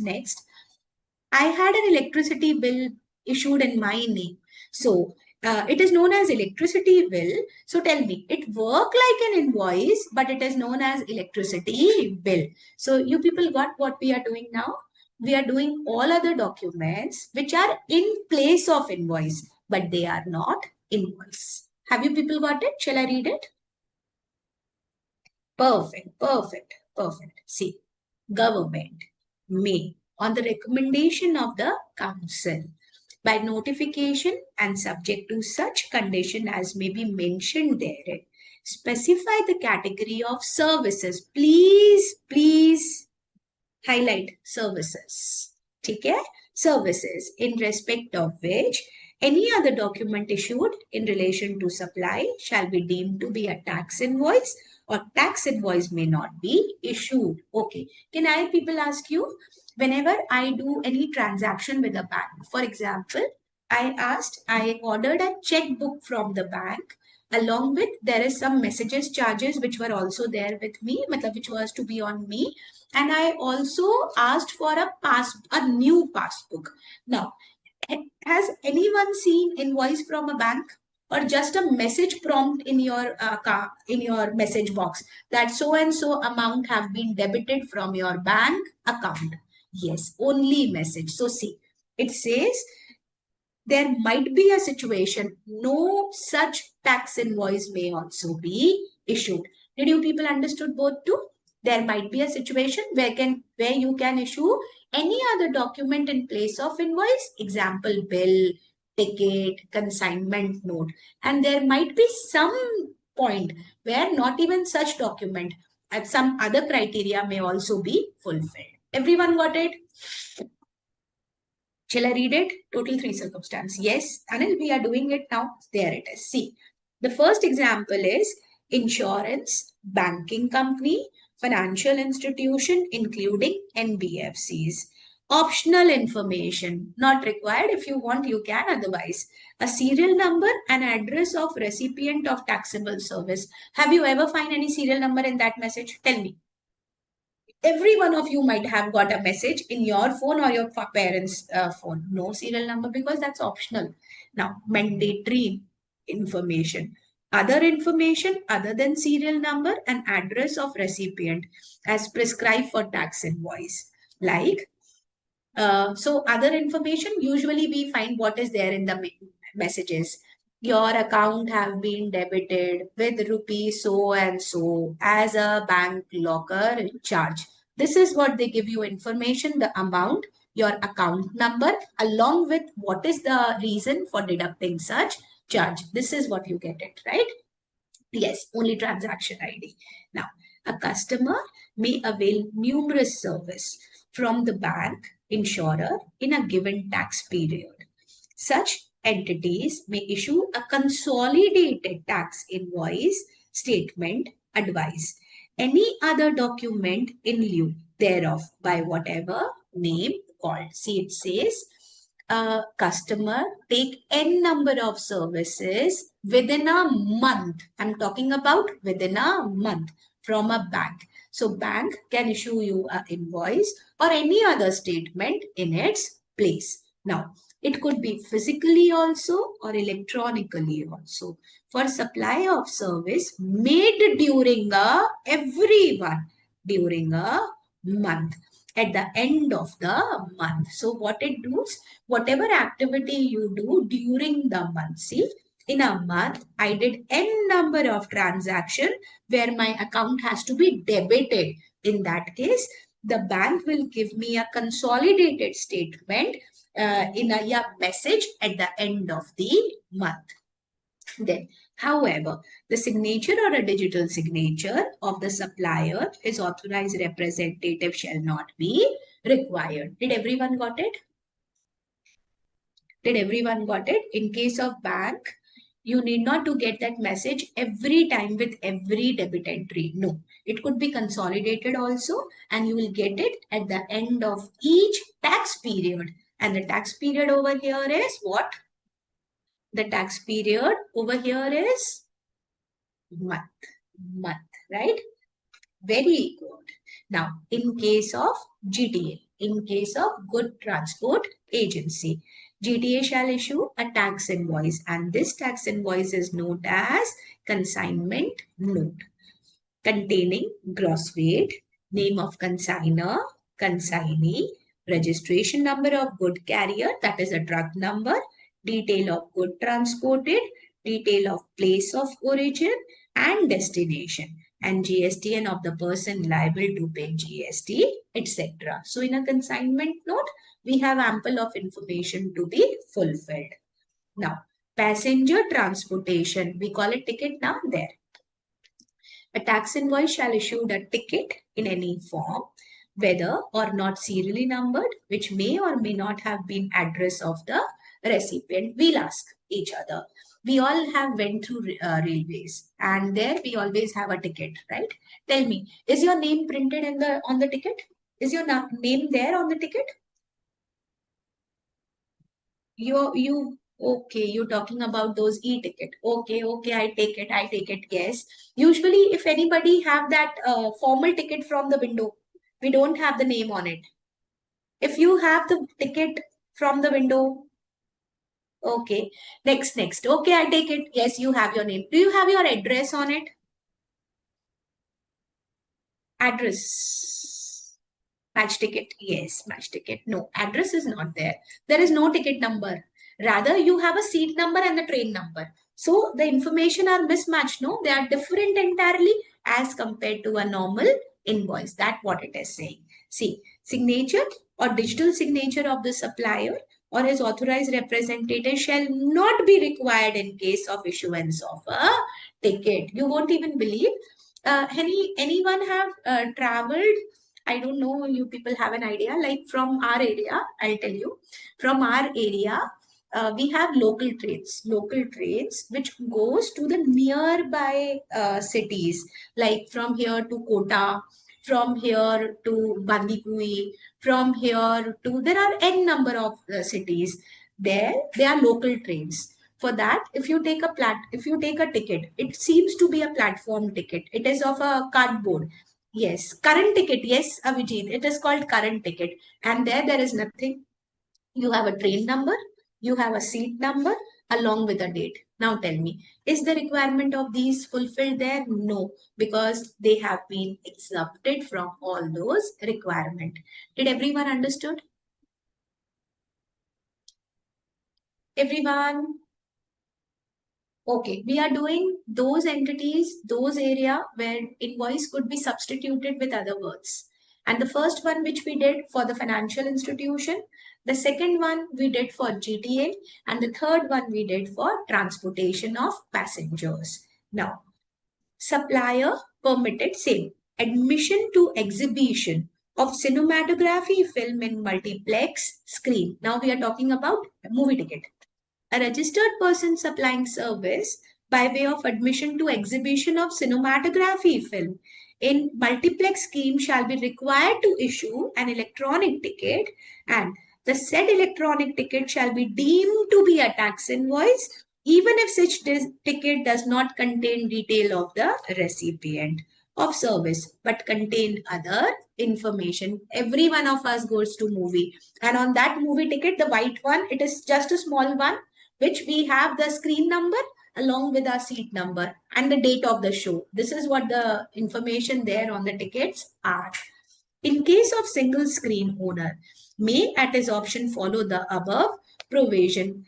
Do you know about single screens? Have anyone have a theater who have a single screen running at that place? Okay, Sushmita, where? Otherwise, there are only two single screen available now, which are very famous one. Now there are two single screen going on in India, which are very famous. I'll tell you. One is in Mumbai, Maratha. It's a single screen. And one is in Jaipur, Raj Mandir. Bangalore, there are normal single screen theater. Okay. But I'll tell you, in terms of single screens, there are two famous theater, two famous one. And I'm blessed that one is in Jaipur.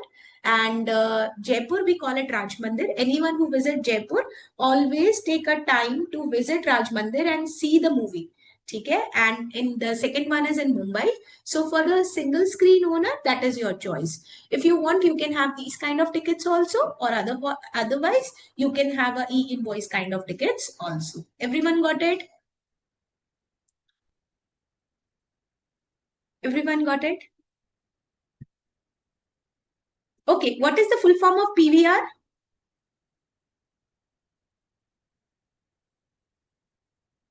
What is the full form? Don't see on Google, huh? It's a multiplex Priya Village Roadshow. Yes, it's a Priya Village Roadshow. Now, we'll do it delivery chalan. We'll do it delivery chalan. Perfect. First of all, I'll explain and then you people read it. Delivery chalan. Sometimes the quantity at the time of issue is not known. Quantity at the time of issue is not known. Now, example though. So, I had a truck full of bajri. We called it bajri. What do we call it? Sand, right? So when I started with the truck, it was 100 kg. By the time it reached to you, it is only 90 kg. Now tell me, can I issue an invoice of quantity which is determinable? Here the quantity is not determinable, because the point is when it will reach to you, it will not be the exact quantity which I actually loaded on the truck. In that case, we issue a delivery challan. In that case, we issue a delivery challan. Again, anyone have seen the water tanker? Anyone have seen the water tanker? Yes. Have you ever seen when water tanker goes in front of us, the water is always spilling. The water is always spilling here or there. That means if 100 liters have been there in the tanker, by the time it reaches us, it becomes 90 liter. So if the invoice has to be issued, it has to be issued at the time the removal has to be made. So by the time of the transit, we'll issue a delivery challan. Did you people understood? So many times it actually do not make supply. there are other reasons for such movement of good. In that case, we issue a delivery chalan. Everyone got it? Shall I read it now? So, Rule 55 specify the cases where the time of removal of the good through transportation, goods can be removed on delivery chalan and invoice may be issued after delivery. These are provided in the following table. So see, the same thing he is saying. At the time of removal, we don't know whether the goods will be sold also or not. What will be the exact quantity if sold? In that case, we remove the good with delivery chalan. At the final destination, we issue invoice. So, supply of liquid gas where the quantity of the time of removal from the place of business of supplier is not known. Okay, tell me. I am Toronto Gas. Like in our area, we have this gas pipeline of Toronto. So the Toronto gas line might be giving gas through the pipeline to our places. Do they have an idea in a month how much the household will consume it? Tell me. At the time of saying opening the valve, they don't have an idea. In that case, that gas will be issued on delivery chalan. So delivery chalan be issued. Okay, serially numbered not exceeding 16 character in one multiple series at the time of removal of good for transportation. Then particulars of delivery chalan, date and number of the delivery chalan, name, address, GSTN of the consignor and name, address of the consignee, HSN code and description of good, quantity, very important, provisional basis where the exact quantity being supplied is not known. Another, transportation of good for reason other than by way of supply. Who will give me example for it? For a reason other than for supply. Who will give me answer? Transportation of goods for reason other than by way of supply. Who will give me the example of it? Any example where I'll give you the goods, but the point is the goods are not meant to be sold right now. Supply of service. Now, Anil, I need an example. Offer for sale. Vedant, get it more better. Offer for sale, you won't get it. Sample. Okay, I will take sample. Perfect. Anything else? More will come to you. Anything else? Yes. Anil have given me sale or return basis. Or sale or return basis. Very good. Anything else? Good sent on approval. Gayatri, perfect. Good sent on approval is same. Sale or return. Acha, tell me if goods are sent for repair and maintenance. Repair and maintenance. Is that a supply?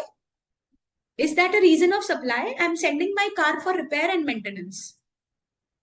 It's not for supply. It's for reason other than supply. In that case, it will be a delivery chalan. Perfect. Everyone got it?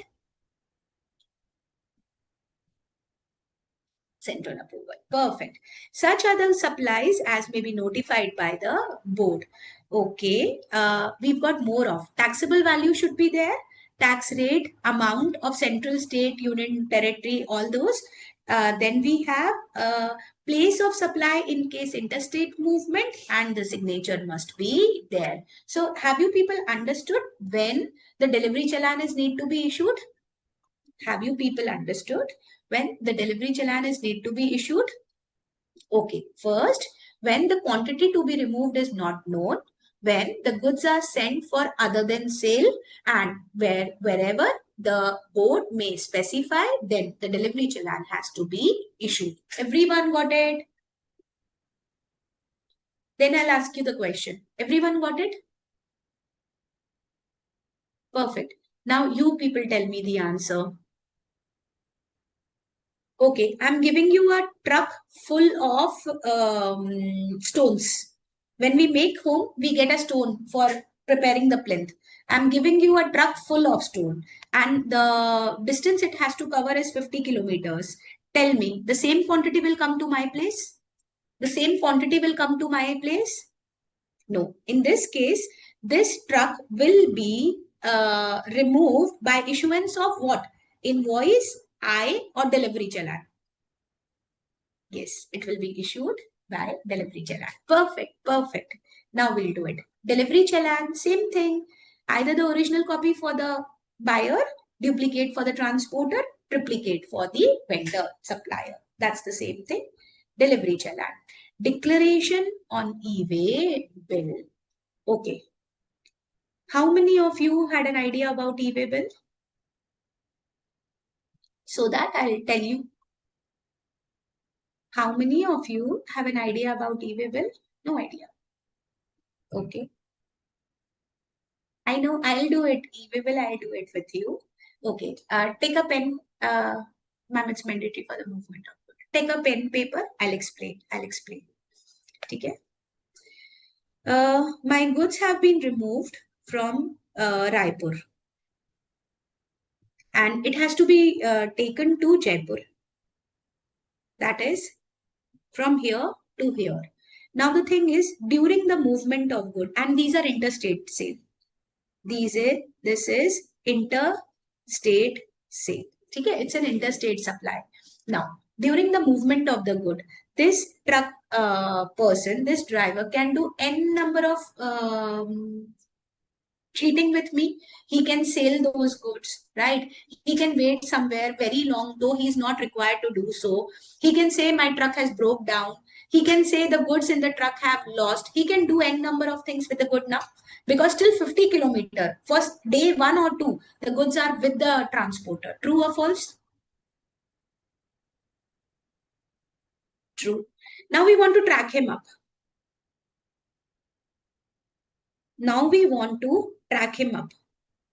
So what we do, along with invoice or along with delivery chalan, we generate a e-way bill. E stands for electronic. Way means rasta, because it's it's a area to be covered, and bill means a document. This e-way bill, once generated, will track the movement of good.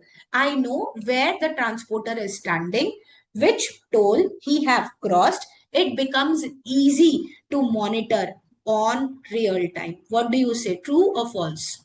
What do you say? It helps the department, consigner, and the consignee to monitor the movement of the good on real time basis, right?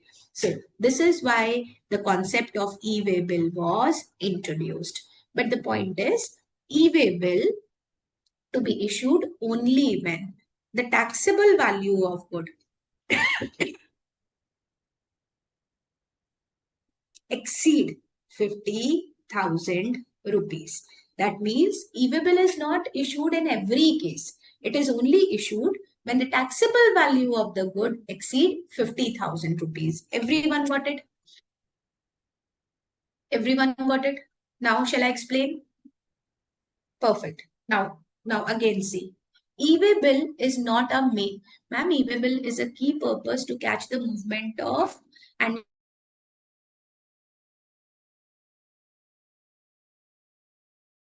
track the movement of the good, right? Now listen carefully. E-way bill is not something which is the main document. Once you issue a invoice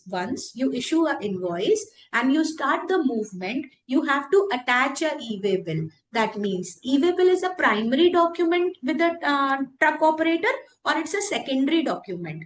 Once you issue a invoice, yes, Abhijit, I will answer. Yes, it's a secondary invoice. Now tell me, very good, secondary invoice. Yes, secondary document. Now tell me, if I have given these goods to you people for goods sent on approval basis, will I have an invoice or I'll have a delivery chalan? Will I have an invoice or I'll have a delivery chalan?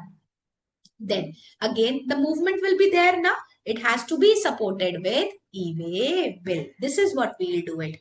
When delivery chalan is supported with e-way bill. You got it? You got it? What is e-way bill? Okay, I had a question which I need to answer. Ma'am, is e-way bill for interstate sale only? No, it's not the case. Actually, the whole GST which we are doing is CGST. right? There is only one chapter of IGST, which is place of supply. So in CGST, we usually cover interstate. So in our course e-waybill, we have interstate. But every state have a rule for e-waybill generation.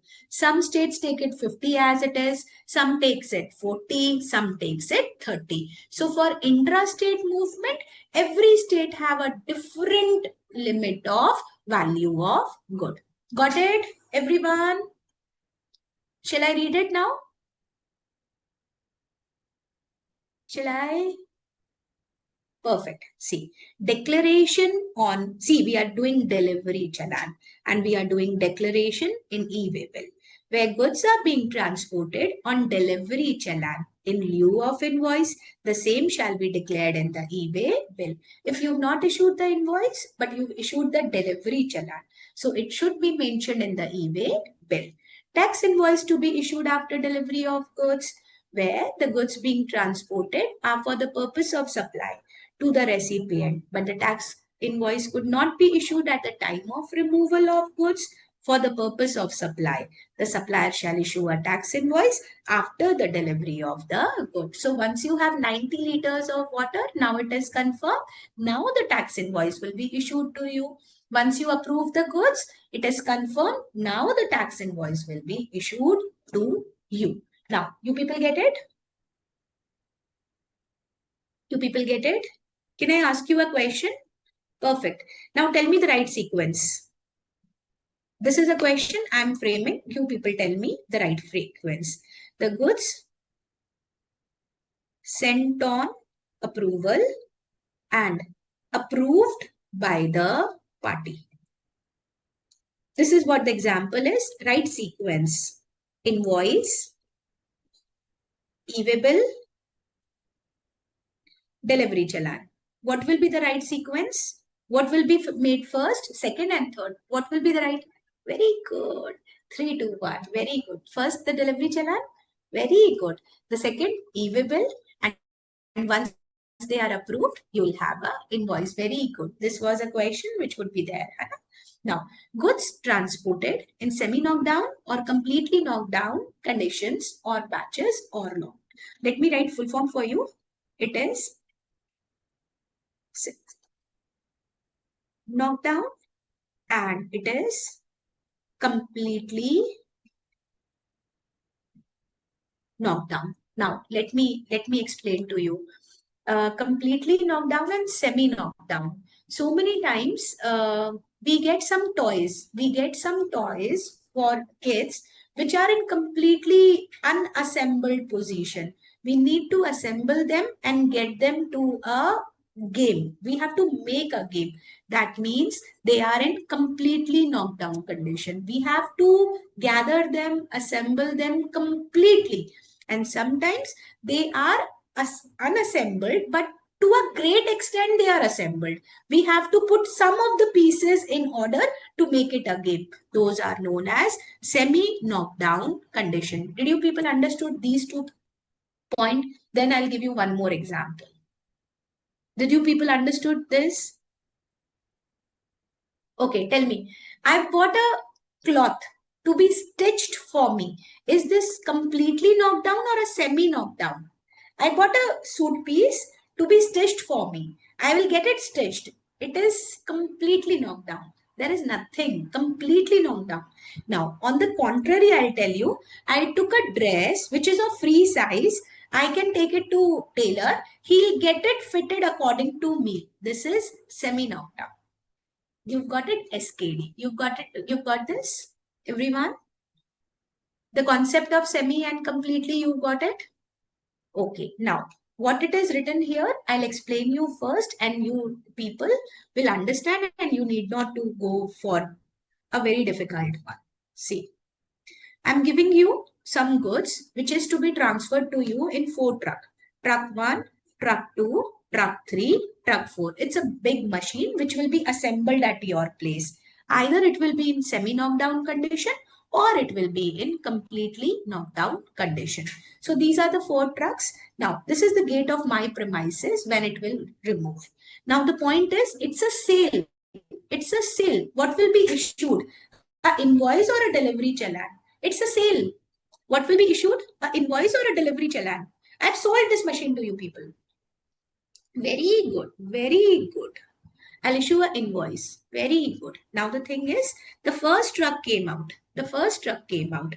With the first truck, remember, with the first truck, we'll have a copy of invoice along with delivery chalan. Along with delivery chalan. Then, when the second truck goes out, it will also have a copy of invoice along with the delivery chalan 1 and delivery chalan 2. You will have this. When the third truck goes out, it will have a copy of invoice plus delivery chalan 1 and delivery chalan 2 along with its own delivery chalan, and along with the last lot, it will have original copy of invoice along with delivery chalan 1, 2, 3 or 4. Have you people understood? Yes. Have you people understood? You'll have 4 delivery challans. Have you people? Okay. You've done ITC now.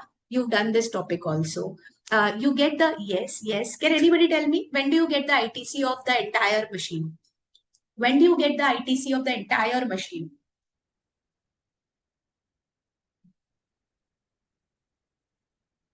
On receiving of the last lot. Yes. See, we have the same topic in ITC now. Shall I read it now? Shall I read it? I've explained it. Shall I read it now? Perfect. We'll do it. Where the goods are being transported in semi-knockdown or completely knocked down condition or in batches or lot, the supplier shall issue complete invoice before dispatch of the first consignment. The supplier shall issue a delivery chalan for each such subsequent consignment and give reference of the invoice. That means a copy. Now, copies of corresponding delivery chalan shall accompany each consignment along with a duly certified copy of invoice, and the original copy of invoice shall be sent along with the last consignment. Now, have you people understood? Easy? And we've got it cross-reference with the ITC chapter also. In ITC chapter, we have this point that in case the goods are received in lots, you get the ITC on the receiving of the last lot, right? Now we'll do it. Prohibition of unauthorized collection of taxes. A person who is not registered person shall not collect in respect of any supply of goods or service or both any amount by way of tax under this act. No registered person shall collect tax except in accordance with the provision of this act or the rule made there under. But we know it very well. If you're not registered, you can't collect GST from the customer. Rujuta is engaged in providing grooming service. His name needs a grooming also. She is not registered under GST law as the turnover is below the threshold limit. But Rujuta cannot collect tax on the grooming service provided by as person who's not registered person cannot collect tax any about, I get it 2 times, under GST law in respect of any of the supply of goods or service, both. True na? Can I, if I am giving you some services and I'm not registered, have an authority to collect GST from you people? No, I don't have an authority to collect GST from you people. Amount of tax to be indicated in tax invoice and other documents separately where any supply is made for a consideration. Every person who is liable to pay tax for such supply should prominently indicate all the document relating to assessment, a tax invoice or other like document, and the amount of tax shall form part of the price at which supply is made. We know that, beta. Remember? Transaction value plus GST, which could be either IGST, CGST, SGST, as the case may be, makes it a selling price. Everyone knows this now. We need to show the element of GST differently, separately. Everyone knows that? Perfect. Right? Next, we have credit note. Last section, credit note. Acha, I have not asked you, shall we avoid gap today? Because it's already, or you people want it, as you wish. I did not ask you for the gap. Do you people want it for 7 minutes? Avoid, Hana? Shall we? Because I need time to complete this. Auntie, are you people want a gap or shall I avoid? See, if you answer me promptly, then it is good. Otherwise, no, now we'll continue. Done, done, done. Now we'll have a credit note.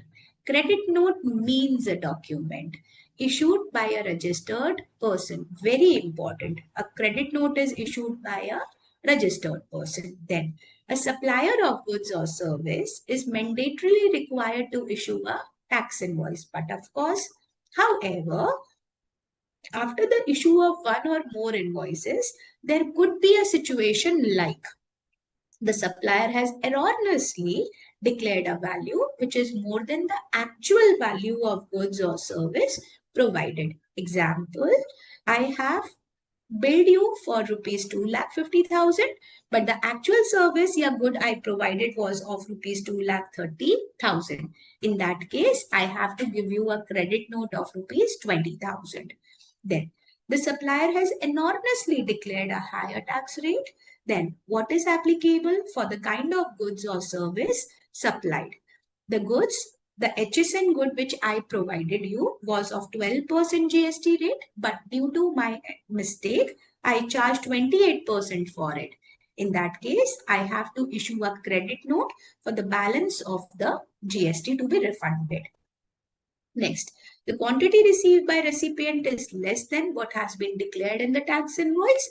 I said you will have 100 quantity received, but in actual you receive only 70 quantity. So the balance 30 quantity I will give you as a credit note. You can use it in furtherance.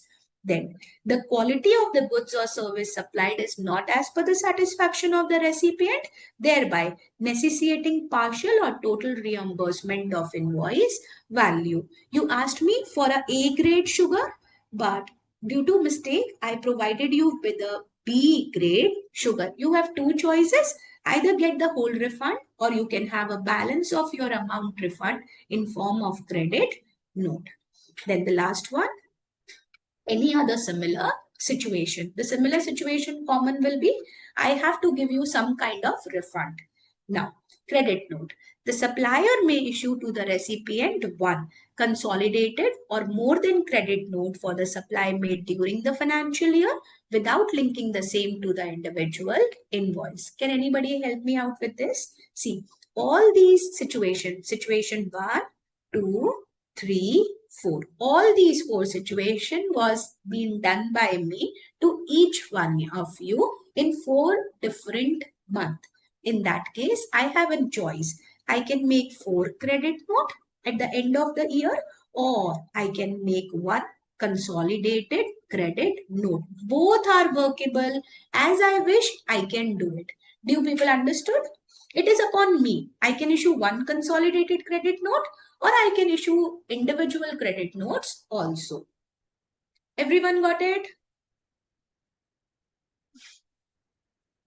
Perfect. Now see, it says once the credit note has been issued, the tax liability of the supplier will reduce. Okay, can anybody help me out with ITC also? Tell me, you people tell me. See, I made a supply worth rupees 1 lakh and I charged 18,000 rupees GST. So it is motamati 18%. You people refunded me 10,000 rupees good. That means my tax liability will be reduced to rupees 1,800. It will get reduced by 1,800. True or false? Yes. Now, I have availed. Please remember when these goods came to me, I availed 18,000 rupees ITC. Have I to do something now? Is there any liability on the recipient also? Yes. I have to reverse ITC worth rupees 1,800. Yes, I have to reverse. Very good reverse. Perfect. Now, there is no prescribed format, but the credit note should be issued by the supplier. Then it says the credit note is therefore convenient and a legal method by which the value of the goods and service both in the original tax invoice can be amended or revised. But did we did amendment till now in today's class? Have we done some kind of amendments? Have we done amendment of dash? Yes, everyone is very good. I told you we've done amendment of, what is it? What we did today? Amendment of what? Yes, IRN. We did? Yes, very good. Amendment of E-invoice we did. Is that possible through IRP? Is that possible through IRP? Very good. Then what it is possible through? Very good. It is not possible through IRP. Then it is possible through? Now fill in the blanks. Yes, GST portal, and there it came. See, it is GST portal. Very good, very good. Now it says, the issuance of the credit note will easily allow the supplier to decrease his tax liability in his GSTR without requiring him to undertake the tedious process of refund. Have everyone understood? Everyone understood? Perfect. Now, any registered person who issued the credit note for the supply shall also declare the detail of such credit note in GSTR 1 for the month during which the credit note has been issued. So, for example, this is the last day of April. So, I issued a credit note to Kashish. I issued a credit note to Kashish. I have to show it in GSTR 1. I have to show it in the GSTR 1 of May, because the GSTR of April, GSTR 1 of April will be filed till 10th of May. Have you people understood what it has been written? I have to show it in the GSTR 1 of the subsequent month. Ma'am, credit note is applied for damaged stock or D&D process. Damaged stock, yes, it could be. Why not? Now, then it says, however, if failure to do so, such detail can be declared up to earlier of, but anyhow, I just forget it to issue a credit note. In that case, I can upload the credit note to the earliest of 30th November following the end of financial year in which the supply was made, or the date of return of the annual return, and the tax liability shall be adjusted accordingly. So I have to explain. Have you people done return? Have you people done return? No. I know it is. I will do it. I'll do it. I'll do it. So I know it is no. But let's understand. Let's understand. This is my financial year. This is my financial year. I have to file an annual return. I have to file an annual return, right? And the date is 31st December. The annual return for the financial year 25-26 has to be filed till 31st December 2026. This is what the nature is. Now, the point is, ma'am, its annual return is in ITC. Arey, wow, Vijay, then ITC. Sorry. Sorry.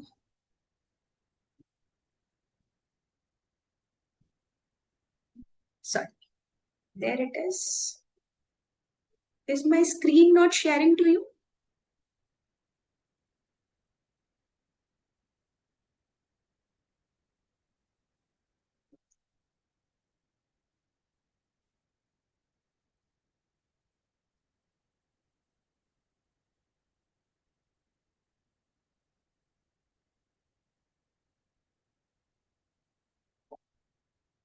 There it is. Perfect. Everyone got it?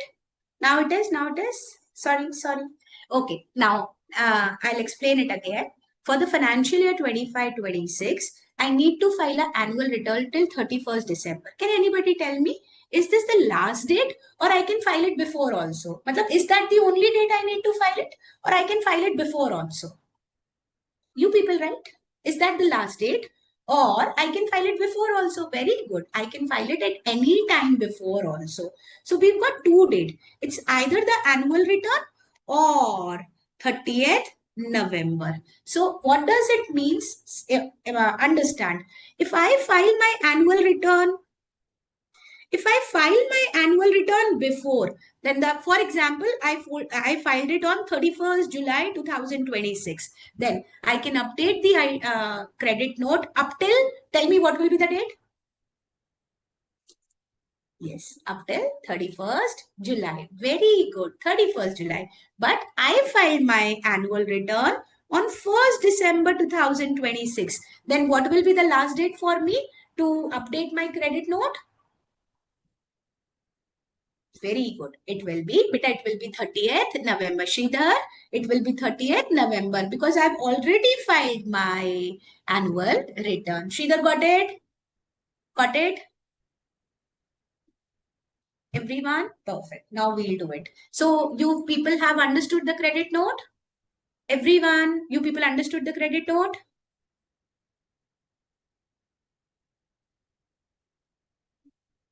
Shall I proceed with the debit note? Now, the debit note. Can anybody help me out with this situation?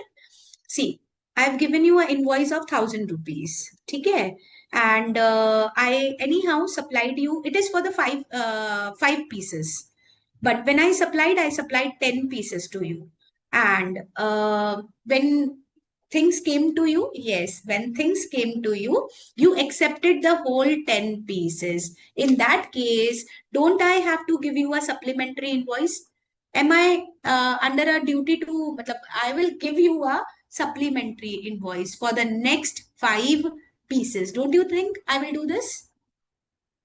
No, no, it's not a purchase return, beta. You asked me for 5 quantity at rupees 1,000, but anyhow, when I supplied 10 quantity. So that means now I have to bill you one more supplementary invoice for rupees 1,000 because you've got 5 articles extra, and that is what is known as debit note. It is also known as supplementary invoice. It is also known as supplementary invoice. Now we'll read it. Debit note means a document issued by registered person. Done. Then, where one or more tax invoice has been issued for supply of any goods or service and the taxable value in tax invoice is found to be less than the taxable value of the supply. See, it is saying the same thing now, that the value I charged was less than what I need to charge. The tax charge in the tax invoice is found less than the tax payable for supply. The registered person who supplied such goods or service shall issue a recipient a debit note. Thus, supplier may issue recipient one consolidated or more of the debit note for the supply made during the financial year without linking the same to the individual invoice. See, we had the same point for the credit note also now. For example, in the whole year, I issued near about 10 debit note to you people. I should not say debit note. In a span of a year, there were such 10 transactions for which I have to issue you a debit note. So issuing 10, rather, I can issue one consolidated debit note. So that's the same thing we did in the, yes, Abhijit, same.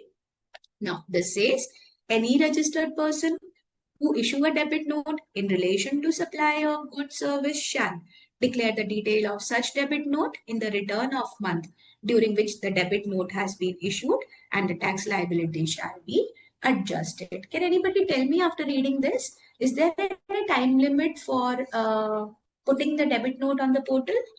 Is there any time limit for putting the debit note on the portal? No, no. But why no? Can anybody tell me? Think about and give me answer. If the answer is no, why no? Why no time limit? Yes, no is the right answer. There's no time limit. But why? For credit note, you've given a time limit. But for debit note, you are not. Why? Think about and give me answer.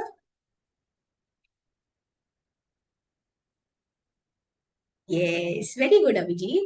Abhijit has given me a perfect answer. In case of debit note, yes, Vedant have also given me a right answer. In case of debit note, the tax liability increases. So government says whenever you issue, give us. There is no time frame. But in case of credit note, the tax liability decreases and the ITC has to be reversed. And government usually don't want to do this. So for that, they have a time limit. Everyone got it? Everyone. Shall we? Perfect. So we've ended up with the chapter. The chapter is over. Now the only question and answers are there to be left with, and we'll do it, and then we'll end up the question, the class. So if you people have taken the gap, we won't be able to do the question answers. That's why I told don't take a gap, right? So we'll start. We'll start, and once it is finished, then we'll end up the class. Karthik and Company, a registered supplier under GST, provide the following information regarding the various tax invoices issued by it during the month of March. Okay, I become Karthik, and ma'am, other issue and debit note only, another invoices issued. Abhijit, we can say is it like that debit note is just a supplementary invoice. Why supplementary? Because whenever a debit note is issued, it has a reference of original invoice. So it is a kind of a supplementary invoice, right? So I'm Karthik and I have issued so many of invoices. Tell me what is the mistake in it. I don't know. I need to read it, what it says. ठीक है. Value of supply charged in invoice number 1 was 2,50,000 against the actual taxable value of 2,30,000. You people answer. I'm Karthik, but what I did, I charged 250. Rather, I was actually supposed very good. I have to issue. CN will find to me. CN and DN. Don't write so much. Just write C or D. है ना? Now, next, very good. Credit note of rupees 20,000. Perfect, perfect. Next example. Next example is tax charged in an invoice number 4 was 32,000 against the actual tax liability of 68,000 due to wrong HSN code. Very good. A debit note will be issued by me. Perfect, perfect. Next question. The value charged in the invoice number 8 was 3,20,000 against the actual value of 4,20,000 due to wrong quantity considered while. Very good. You people are giving wonderful answers. The debit note will be issued. Very good. Now, Karthik and Company ask you the following question. We'll answer. Who shall issue debit or credit note under CGST? In each of the above circumstances, Karthik will issue, and what will be issued, we've already answered. Whether debit note or credit note has to be issued in each of the above circumstances, you people tell me. Yes, Abhijit, the supplier will issue. Tell me, have I under a duty to issue separate credit debit note, or I can issue a consolidated debit note? Yes, see, if it is a credit note, this is only one. I have to issue a single credit note. But since debit note are two, I can issue a consolidated debit note. And what is the maximum time limit for available for declaring a credit note in GSTR return, which is 30th November, or filing of annual return, whichever is earlier. Have you people able to get it? Shall I read the other one? Good. When you answer, I feel so happy. You understood everything. Okay, application based. Yeah, I'll make the example for you. You answer. Royal Fashion, a registered supplier of designer outfits in Delhi, decide to exhibit its product in a fashion show being organized at Hotel Park Royal Delhi on 4th January. That means the exhibition is on 4th January. For the occasion, it gets the service by way of makeover of its model from Aura Beauty Service Limited, Ashok Vihar, on 4th January, for which the consideration of 5 lakh excluding GST has been charged. Pakka, this beautician have charged 5 lakh plus GST. Perfect, no issues. Aura Beauty Service Limited issue a duly signed tax invoice on 10th February. Okay, the invoice was issued on 10th February, showing the lump sum amount of rupees 5,90,000 inclusive of CGST and SGST. Answer the following question. We'll answer. Examine whether the tax invoice has been issued within the time limit prescribed under law. Haan bhai, who will tell me? Is the tax invoice issued within the time limit? Okay, then what is the time limit? Who will tell me? Yes, Nikunj is the only one who've given me right answer. Sushmita, Sridhar, Ramchandran. Otherwise, everyone is saying no, no, no. Arey beta, yes. In case of service, invoice need to be issued within 30 days. Remember? In case of service, we need to issue invoice within 30 days. And 30 days from 4th January becomes 3rd February. Yes, the invoice has been issued within time frame. Everyone. हाँ भाई. अरे अच्छा, sorry. The invoice was issued on, let me see. January occasion. I read it wrong. Where it is? Sorry. It was issued on 10th February. So it is outside the time span. And no, the invoice is not issued within the time span. Okay. Can I ask you another question? I'm asking you a question. I'm in Jaipur. The exhibition is in Delhi. And the beautician gave the services in Delhi. What is the place of supply? The beautician gave the services in Delhi. What is the place of supply? Perfect. Everyone correct. Delhi. Wherever the event happens. Perfect. Next, tax consultant of royal fashion objected to the invoice raised, suggesting that the amount of tax charge in respect of taxable supply should be shown separately in the invoice. Raised by Aura Beauty Service Limited. However, Aura Beauty Service Limited contended that there is no mandatory requirement of showing the tax component separately. You tell me, separately or not? S or N? Tax should be, yes, tax should be shown separately. Tax should be shown separately. Perfect. We've got the answer. I did the mistake. Sorry, because somehow I did it in the same month only. Now, Kidsy Toy Limited, a wholesaler of toy, registered in Chandigarh, is renowned for the local market for the variety of toys and their reasonable prices. Perfect. Kidsy Toy Limited make a supply of 100 pieces of babies learning laptop and child learning phones to Nancy General Store on 25th September. So I gave you goods on 25th September by issuing a tax invoice amounting to rupees 1 lakh, and the invoice amount was rupees 1 lakh. However, the said toys were returned by Nancy General Store on 30th September. I gave you return. Very good. Sales return was there.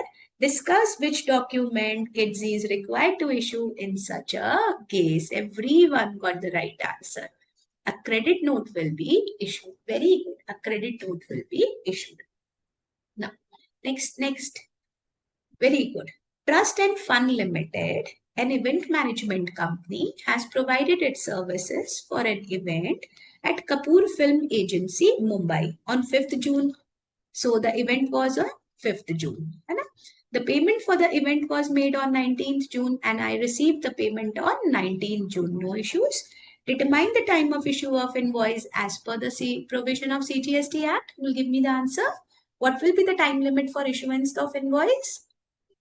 Yes, very good. It will be till 5th June.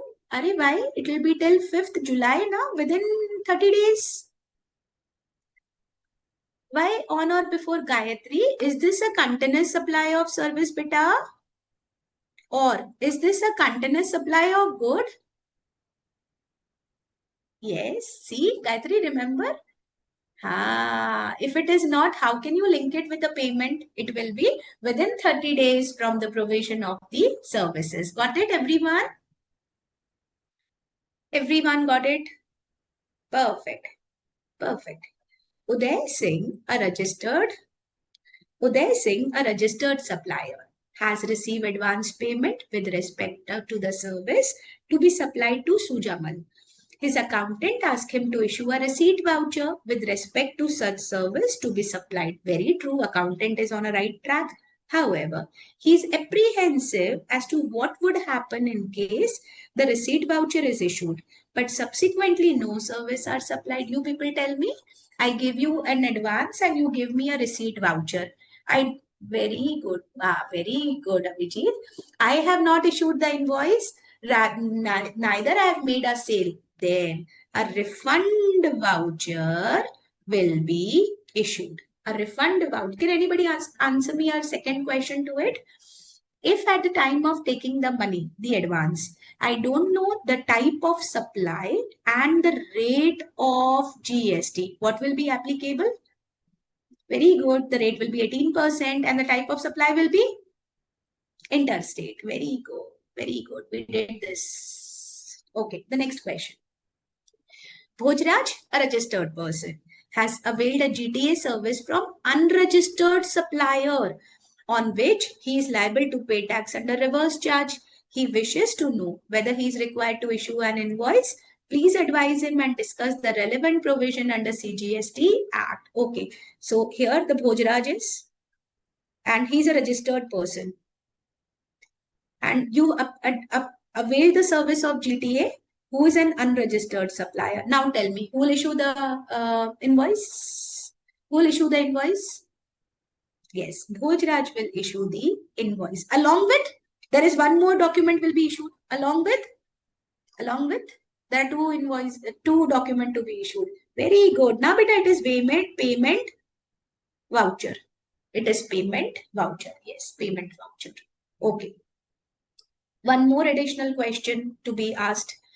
Rana Sanga Limited, a registered supplier, has made the following taxable supply to its customer Babur in the quarter ended 30th June. Good enough? Yes. Now, 5th April ko it sold 10 number note, 10 notebook of 1200. On 10th May, 600 rupees ka chart paper, crayon color of 500, poster color of 900 and pencil book sets of rupees 700. Good enough?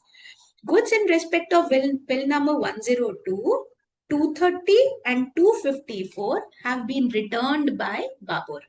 You are required to advise Rana Sanga Limited whether it can issue a consolidated credit note. How you people will answer me? Can this person issue a consolidated credit note? Yes, he can issue a consolidated credit note. Very true. He can issue a consolidated. I guess the PPT is over. Have you people understood the chapter? Yes. So anyone, first I'll ask you people. If you have any doubt, you write, I'll answer. If you people have any doubt, you can write, I'll answer. So that any doubt is there, I'll reply. Otherwise, I'll ask you the questions.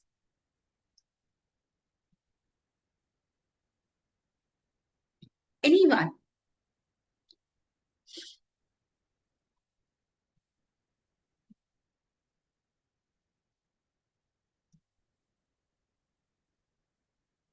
Shall I ask you the questions? Okay. Ma'am, prohibition of unauthorized collection of taxes means, yeah, beta. Prohibition, I'll explain. Prohibition means anything which is not permitted. It has been controlled, it has been stopped by the government. Unauthorized collection.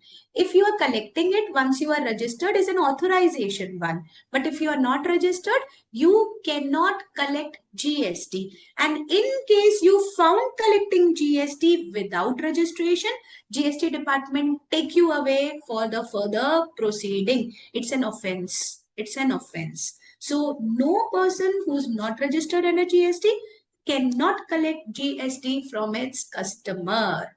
This is what does it means. Sridhar, still, if you need any clarification, ask, I'll write. But I'm asking to everyone. If you need any kind of, it's very much helpful. Yes, Avijit, it took me time to make them. Anna, I always make sure I cover each and everything in a point wise along with the questions or example to understand it for a better clarity. So still any doubt, right? Anything regarding GST you can ask.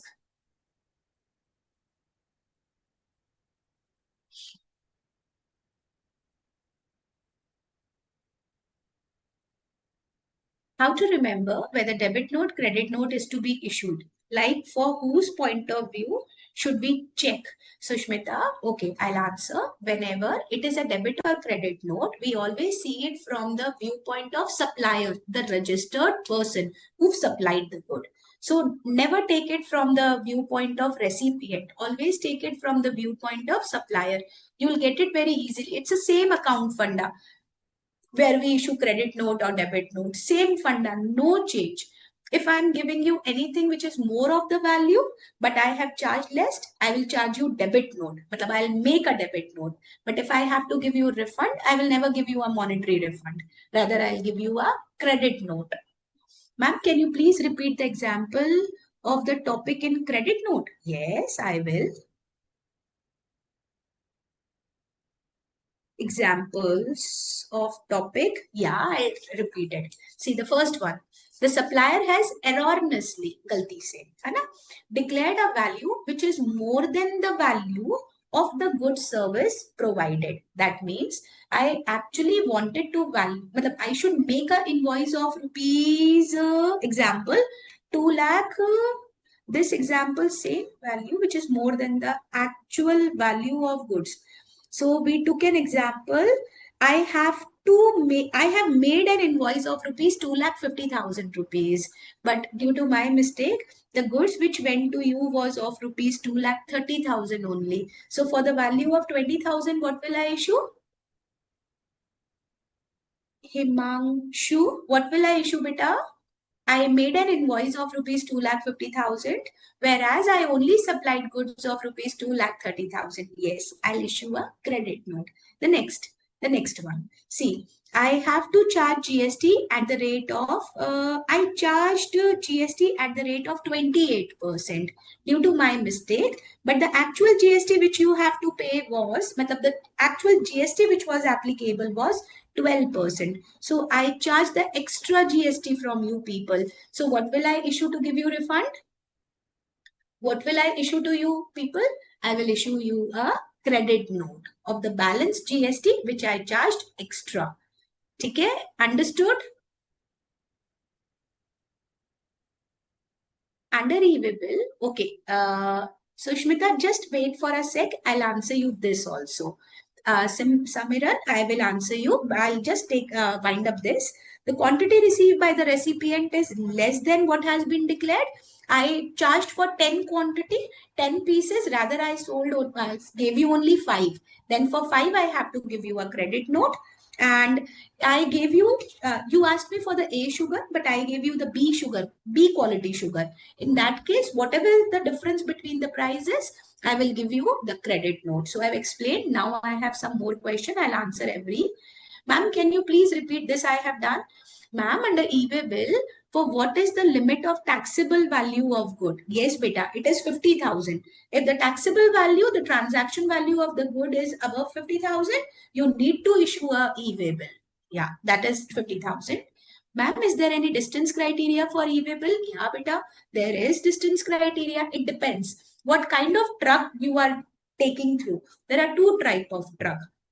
A normal truck and an over-dimensional cargo, a big truck, right? So for a normal truck, in a day, you can travel up to 200 kilometers. And for a smaller one, it is 50 kilometers. So yes, there is a distance criteria. We take it. Yes. What? Yes, ma'am. But we issue e-way bill for every supplier of goods transaction. No, Sushmita, that's not a case. No, beta, it's not a case. E-way bill is issued when the value of the good exceed rupees 50,000, the taxable value. Even still, if e-way bill is not it is optional also. That is, if I want to issue a e-way bill even below the value of supply, yes, I can do that. Allowed. No issues. Ma'am, is there another confusion in the example of CKD or SKD good delivered on fourth truck? Yeah, beta pucho, I'll take. Yes, it is there. The example is for job workers. Yes, e-way bill is generated. Yeah, Himanshu, please ask me what is the confusion to you. I'll answer. The original will be attached with the delivery chalan of the fourth one, the last lot.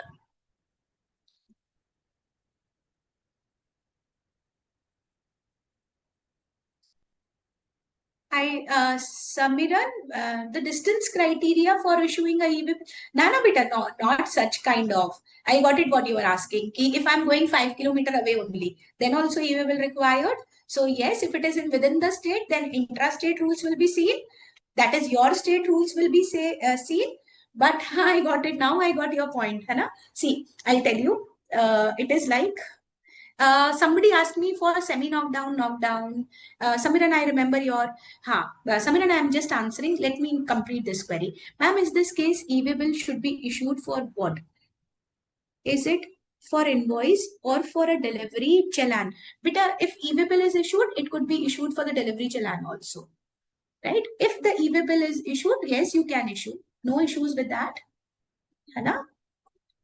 Otherwise, usually here, the delivery chalan is issued, but you can issue e-way bill also. I got your point, Himansh Gu, है ना?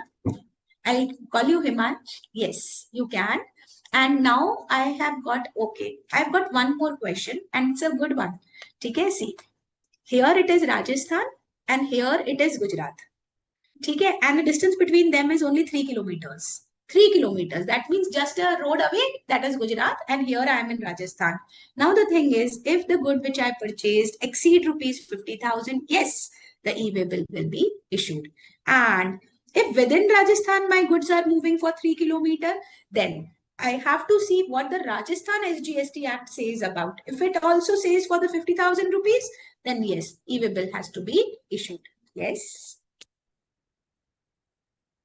Ma'am, e-way bill is cancelled once it is issued within. Abhijit, why you people are so people are asking about e-way bill, but I'll answer. But why? Ask me about this chapter. No, credit note, debit note, invoice.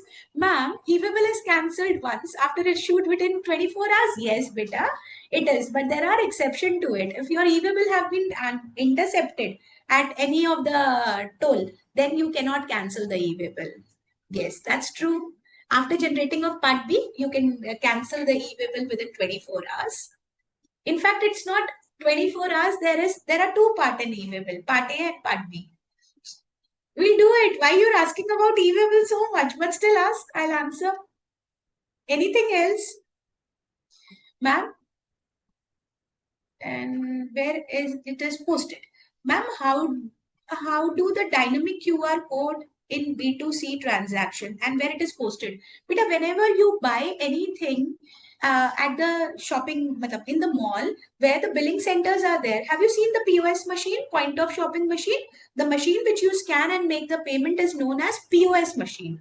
And there they shows, there they shows the dynamic QR code. You scan it and you pay it. That is as good as giving you the QR code physically.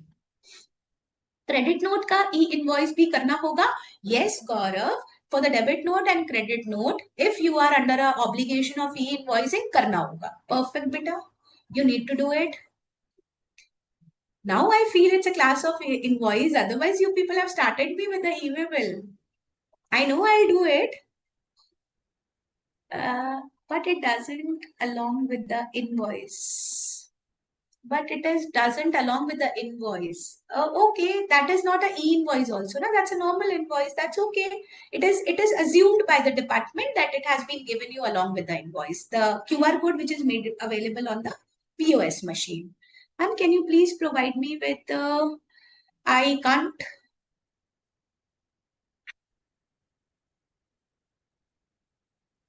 Anything else? Then we'll wind up and we'll be meeting on Tuesday. Tuesday, a new chapter.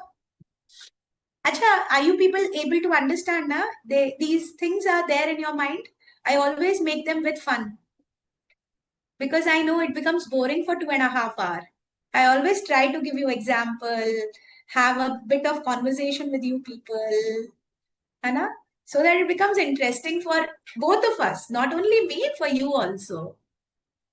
Anna, once it is complete, please see your past exam papers, your mock test related to the topic which you've done, which are very important for the practice purposes. Right? Shall we wind up the class now? Okay, so we'll meet on Tuesday now and we'll wind up the class. Take care, everyone. Hannah, do revise, do revise. Revision is the best key to success. Right? Okay, I'll wind up the class now. Good night, everyone. That is easy. Yes, yes. Very good, Abhijit. Thank you for the compliment, though. I tried a lot with the notes, Hannah. Okay, shall I end up the class now? Thank you, everyone. Hanji, Hanji. Thank you. Good night.